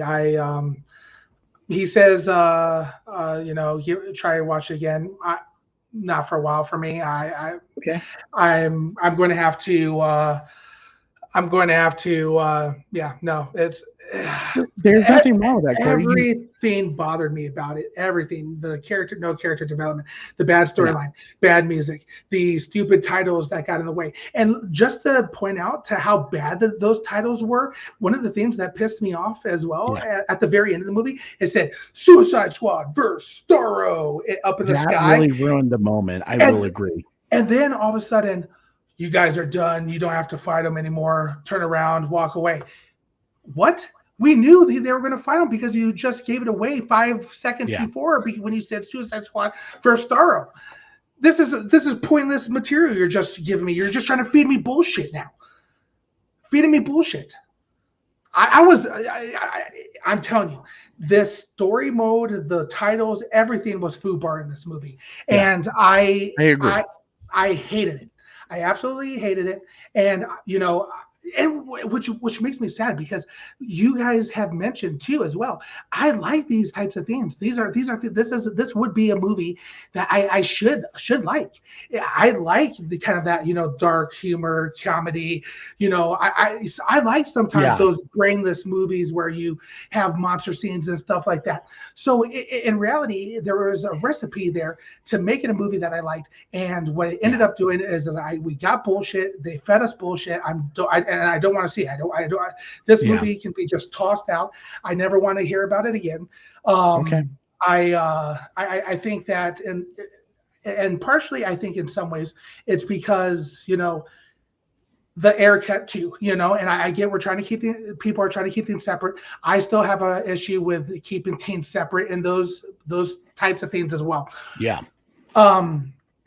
If we know that, the first Suicide Squad, it was better, like I know the first Suicide Squad better, and this is just the standard. This is just the, that's the theatrical and the extended cuts. We don't even have the director cut, that the air cut is going to be absolutely amazing. And I just don't know what, I don't know what James Gunn was thinking. I haven't given James Gunn much time as far as his movies go. But this was definitely a damaging movie for me as far as Gunn movies go. And I will try watching some of the other stuff that he does in the future if he has something good. But as far as what he did to Suicide Squad, he messed it up big time. And the fact that they allowed him to do it, they allowed him to kill Captain Boomerang, they allowed him to kill Rick Flag. Deadshot wasn't in the movie, major characters that are part of the Suicide Squad. They're getting lazy. Hey man, I'm not gonna disagree with you because I had the same impression when I first saw the movie. And real quick, Trey, one more thing. Yeah. It's deeply concerning. One of the reasons, because as we talked about before, and I get it. I'm one of those people that, I like to, draw a line on what I'm willing to do. And this goes against the Snyder cut. This goes against the Ayer cut. This movie specifically, in my opinion, they're trying to move away with it, and that's what I got from this movie. And the one little tiniest reason I actually gave this movie a chance in the first place, to be honest with you, and there are, I get it, people can start saying there's some outside stuff that maybe affected me. I don't think that is, but if you wanted to say, there was one of the reasons that I was hopeful for this movie, in some ways, if you want to say, is you don't want them to completely destroy, the Snyderverse as well. As far as this goes, Trey, and moving forward with, some of the themes, you can tell that this movie here was them trying to push away the Flash. That's going to be I don't know if I feel worse about the Flash now, if I'm more concerned or nervous about the Flash now, and the future of the DC movies and what they're trying to do as far as the Snyderverse goes. And that's kind of my 2 cents. I'll wrap it up there.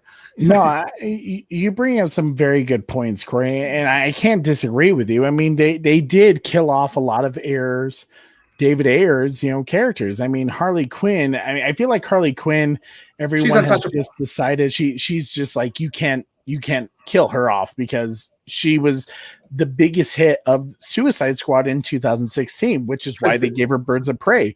But concerns I have is that I'm kind of nervous for Margot Robbie because Birds of Prey was a huge failure. Yeah, it was right at the beginning of COVID, but it was just before enough to where it could have succeeded, and it didn't. People did not like that film. I hated that film. Steve loved it, which, hey man, like you said, more power to you. And I'm glad you enjoyed it because in your mind, $10 was worth it. For me, it wasn't. I have no issues with other people liking it. No issues. Yeah, like the same way. Like if you love a film, more, like you said, more power to you because you spent your money and you felt like it was worth it. For me, luckily, it was free for the Suicide Squad film because even my wife looked at me and said, "I'm glad he didn't pay $20 to see this movie." Yes, and that's important too because the movies are so more expensive nowadays. It's an attraction, so you want to be entertained. And yeah, I mean, all things considering, I'm glad James Gunn was allowed to make the movie he wanted to make. It didn't work for me. It didn't hit with me. I'll watch it again because Steve has brought up some interesting points, and I'll decide if they work for me or not. Now, it's okay if, Corey, like you said, you don't want to see it again because to you it just fucking sucked. Which I'm right there with you. Which you and I have both given a rating. Corey and I do a rating 1 through 10, 10 being the best. And Corey and I, we don't do fucking rookie scores. We don't do like 8, bite. 4, right? One bite. Everybody knows the rules. We don't do rookie scores. We give decimals to ours because we're experts. So Corey, I told you my score. I know you had a score. What was the end obviously we came up with the mean and came out, with what the average score was. What was our score out of 10? 2.2. Oh, shit. 2.2. Okay. So obviously that's Corey and I's scores combined together, and that's what we got, 2 out of 2. What was your score again? I don't remember. I think I give it like a 3.8 or something like that. But to me, it was not. I did not enjoy it. There were so many issues I had with the film, and honestly, it could have been the fact that I didn't see the post-credit scene with Peacemaker. But even still, after the Peacemaker thing, I always like to think, okay, if I was doing this film, because before I wanted to be a music composer, I wanted to be a movie director. Actually, because my dad was the TV director, I was kind of in that element of things. And to me, it was, I had so many ideas as a movie director. So I kind of look at things like that. And when I look at these films, I kind of go, okay, what would I do different? How would I make this film better personally for me? And yeah, to have Peacemaker, the actual kind of focus on the film, to be this character of okay, I made the wrong call. I can redeem myself here because I have an opportunity. But the fact that they killed him off, right? He lives off in the end. It didn't allow for the redemption story that made me any interest for his Peacemaker show. And that was one of the biggest mistakes they could have made, including killing off some of the more popular characters in the Suicide Squad, simply to show that they could kill off anyone they wanted to. Captain Boomerang. Like I said, I'm kind of okay with Rick Flag, but that one hurt. That one hurt to watch. But I mean, Harley Quinn is still going. So, I mean, who knows? And so is Amanda Waller. But in the end, this was not a good, when you think about it, take out Zack Snyder's Justice League, because that film was only an HBO Max original. I'm talking about theatrical releases. The last 2 films we have had, 3 films we have had, Birds of Prey, hate it. That is still my worst last place film of DC films. Wonder Woman 1984 was a letdown. There was moments of that I really liked, but I can't decide if I liked that film because it's Wonder Woman and I love that character. But my wife even said she freaking hated it, and she's a huge Wonder Woman fan.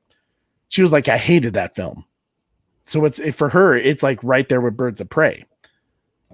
And now you have the Suicide Squad, which for me, also right next to Wonder Woman 1984 as one of the worst films for the DC films slate. Not a good track for what the future has to come with Walter Hamada running DC films. I like Corey said, I hope the Flash is good. I hope they don't try to erase the Snyderverse, because right now the only thing that has me interested in DC films is the Snyderverse. I'm kind of excited for the Batman film, but like I said in my last video, it's the same thing over again with Christopher Nolan. It's grounded. Yeah. It's realistic. And, I do want to say something too, because I don't, again, I'm a glass half full type of guy typically. Trey, I was thinking about you when I said worried about the Flash and some points as well. At least they're still filming that. It's still in filming. And there's people who want things to work out in the Snyderverse. Yeah. So I'm going to hold on to that little bit of hope. I truly feel like Ben Affleck wouldn't have come back if they were continuing the Justice League Batman. I don't think because that's why he quit in the first place. He saw what they did to Zack in Zack Snyder's Justice League, and they were trying to do the same when he was working on the Batfleck movie. And he said to Jeff Johns, "Go fuck yourself. I'm not doing this. I'm an Oscar-winning director. Get the fuck out of here." Yeah. You can't tell me shit about Batman. He's been a Batman fan all his life. And Jeff Johns, yeah, he writes the comics. I get it. But did you like Justice League? I don't think that was Jeff Johns' doing. And yes, I know Jeff Johns is an amazing comic book writer. I would agree with you. He wrote some of my favorite comic books.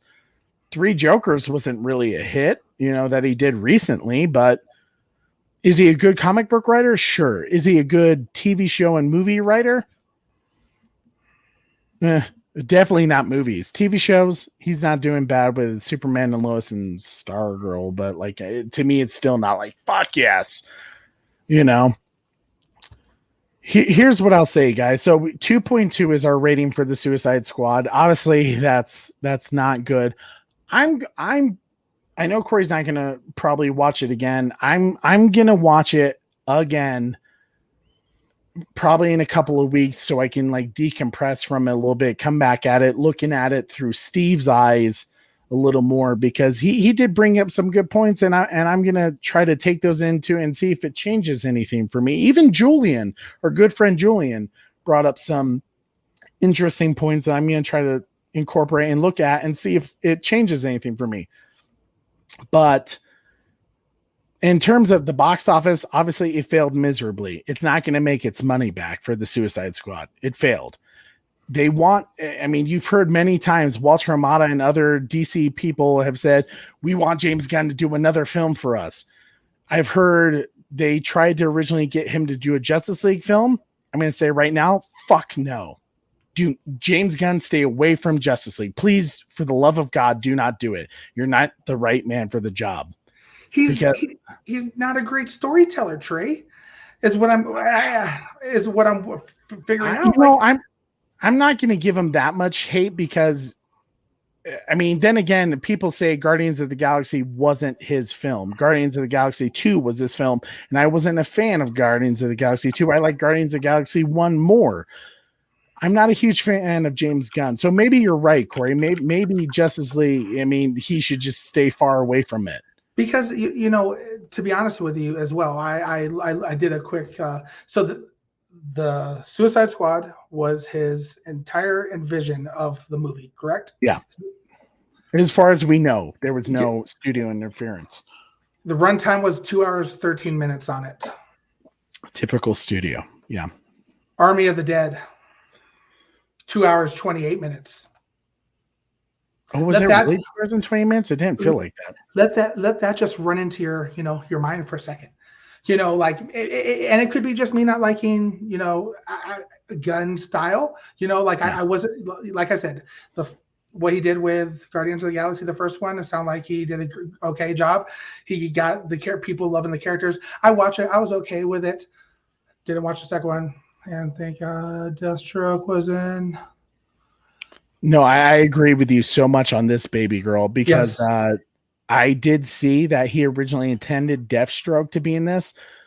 I agree with you. Thank God he did not have Joe Manganiello, and maybe he offered it to Joe Manganiello because, like I said, he was able to do whatever the hell he wanted in this film. Apparently, maybe Joe Manganiello looked at him and said, Will Smith did the same thing. Will Smith said, I have scheduling, issues. Bullshit. I know Will Smith has been in one film this entire time for the last few years, and you're going to tell me he had scheduling issues? I'm calling bullshit. Okay. People say scheduling errors because of they have issues that they don't want to say with the film. The fact that Bloodsport was basically Deadshot says that was supposed to be Deadshot, and rather than changing the story completely, they made it Bloodsport. That's nothing against Idris Elba. I think Idris Elba did as best as of a job as he could. I just wasn't a fan of the Suicide Squad. No, and you're right. Maybe, and I don't know. It's that's that 2.2.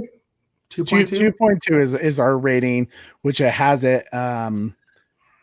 I don't know about you. I don't think you ever saw Birds of Prey, Corey, so you couldn't say. But guys, Corey, this is a perfect slide, dude. Thanks for making this. It's time to #release the goddamn air cut. Please, for the love of God, release the air cut, because I really feel like for Margot Robbie, this was not a great addition to Harley Quinn. Birds of Prey was not a great addition to Harley Quinn. Her best rendition of Harley Quinn was David Ayer's Suicide Squad, at least the studio squad that she had. So let me ask you this. The only thing that's going to save her into the future of her Harley Quinn, because they clearly want to keep Harley Quinn alive, which in my opinion, Corey, I don't know about you, but when it comes to the love story of Harley Quinn, they should have done what David Ayer originally wanted to do with Harley Quinn, which was do a Gotham City Sirens movie, which is Poison Ivy, Harley Quinn, and Catwoman. They should have done that because it's time. I know people are like, well, dude, are you trying to like make a message about, lesbian relationships and LGBTQ? Like, no, clearly Harley Quinn has had a bad run of men. It is time for her to like be with Poison Ivy, like it is in the TV show, in the comics. It is time for her to be with her, Poison Ivy. It's just time. Yeah. And obviously, I hope that this movie, not doing as great as they wanted it to, doesn't affect the releasing of the Ayer cut, which, would Warner Brothers want to risk the release of the Ayer cut? Watch this thing blow the hell up and then I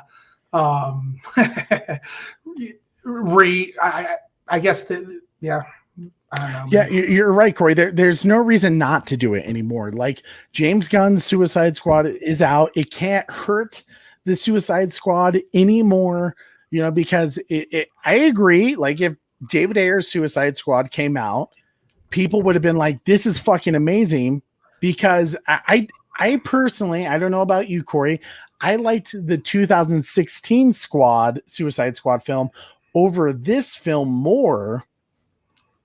Knowing that there was studio interference, it bugs me a bit, but it was still a better film that I connected more to the characters than this movie. That's what I'm saying. That's what I've been saying this entire time too, well. If I liked the studio version back then better than this, what the hell? What the hell? I agree that's how I feel too. If I liked the Studio Squad, is what people have been calling it, more than this film, the Suicide Squad, that means this film was not great in my opinion. But clearly 2.2. It's time. Hashtag release the goddamn Ayer cut. I want everyone in the stream right now to say hashtag release the Ayer cut. Because even though David Ayer has been kind of more of a team player than Zack Snyder, they also did Zack Snyder really dirty compared to David Ayer. They did David Ayer really dirty too, but Zack had just lost a child, and to push him out of that shit was disgusting. And the fact of what happened to Ray Fisher was disgusting, Hell, what happened to Gal Gadot was disgusting. So here's an opportunity. It takes nothing, a little bit of CGI animation. There's not going to be any reshoots, at least as far as I know, but David Ayer is ready to go. And it sounds like that, with the Ayer cut, there's a watch party coming up of the Suicide Squad with James Gunn, and apparently David Ayer is going to be involved. Corey, out of curiosity, I know we're coming down to the end of our show. Do you believe that they may use the Suicide Squad to kind of help push that movie a little more? They'll use it as an opportunity to hashtag release the Ayer cut. Like here's for the fans. Now watch our movie. A little nervous, buddy. That's how and that's what I was trying to say was, is it going to confuse people that, oh, look, these characters are alive again. We need the Ayer cut to be released to help restore the Snyderverse. I'm hopeful that it is. I'm nervous that. I'm nervous. I want it to happen so bad that it makes me nervous. I hope it comes out. I hope they use. I hope you're right, Trey. I hope they do use that opportunity to really. I think, the Snyderverse fans, we're all a bit nervous right now because we're at that that moment of this film attempted to get away from the Snyderverse, even though they had some of the characters from the Air, Suicide Squad film. The Flash film could possibly try to destroy the Snyderverse. I don't know how I feel about that because Ben Affleck is in it. And once again, I don't think Ben Affleck would have accepted a job if it was going to completely shit on the Snyderverse. I don't think he would have done that because he wouldn't have come back to film extra scenes for the Snyder Cut. He wants to be Batman again. He really does. I keep hearing from Mikey's son with Geekosity. He, everything that's going on and how Ben Affleck has talked about Zack Snyder, he doesn't want it to end the way they want it, the way they're trying to shit on the Snyderverse. So I have a hard time believing that he would accept a job that him personally would have shit on it himself, to die in the Flash movie. I think the Ayer cut is going to be released. There's no reason not to. There's a demand for it.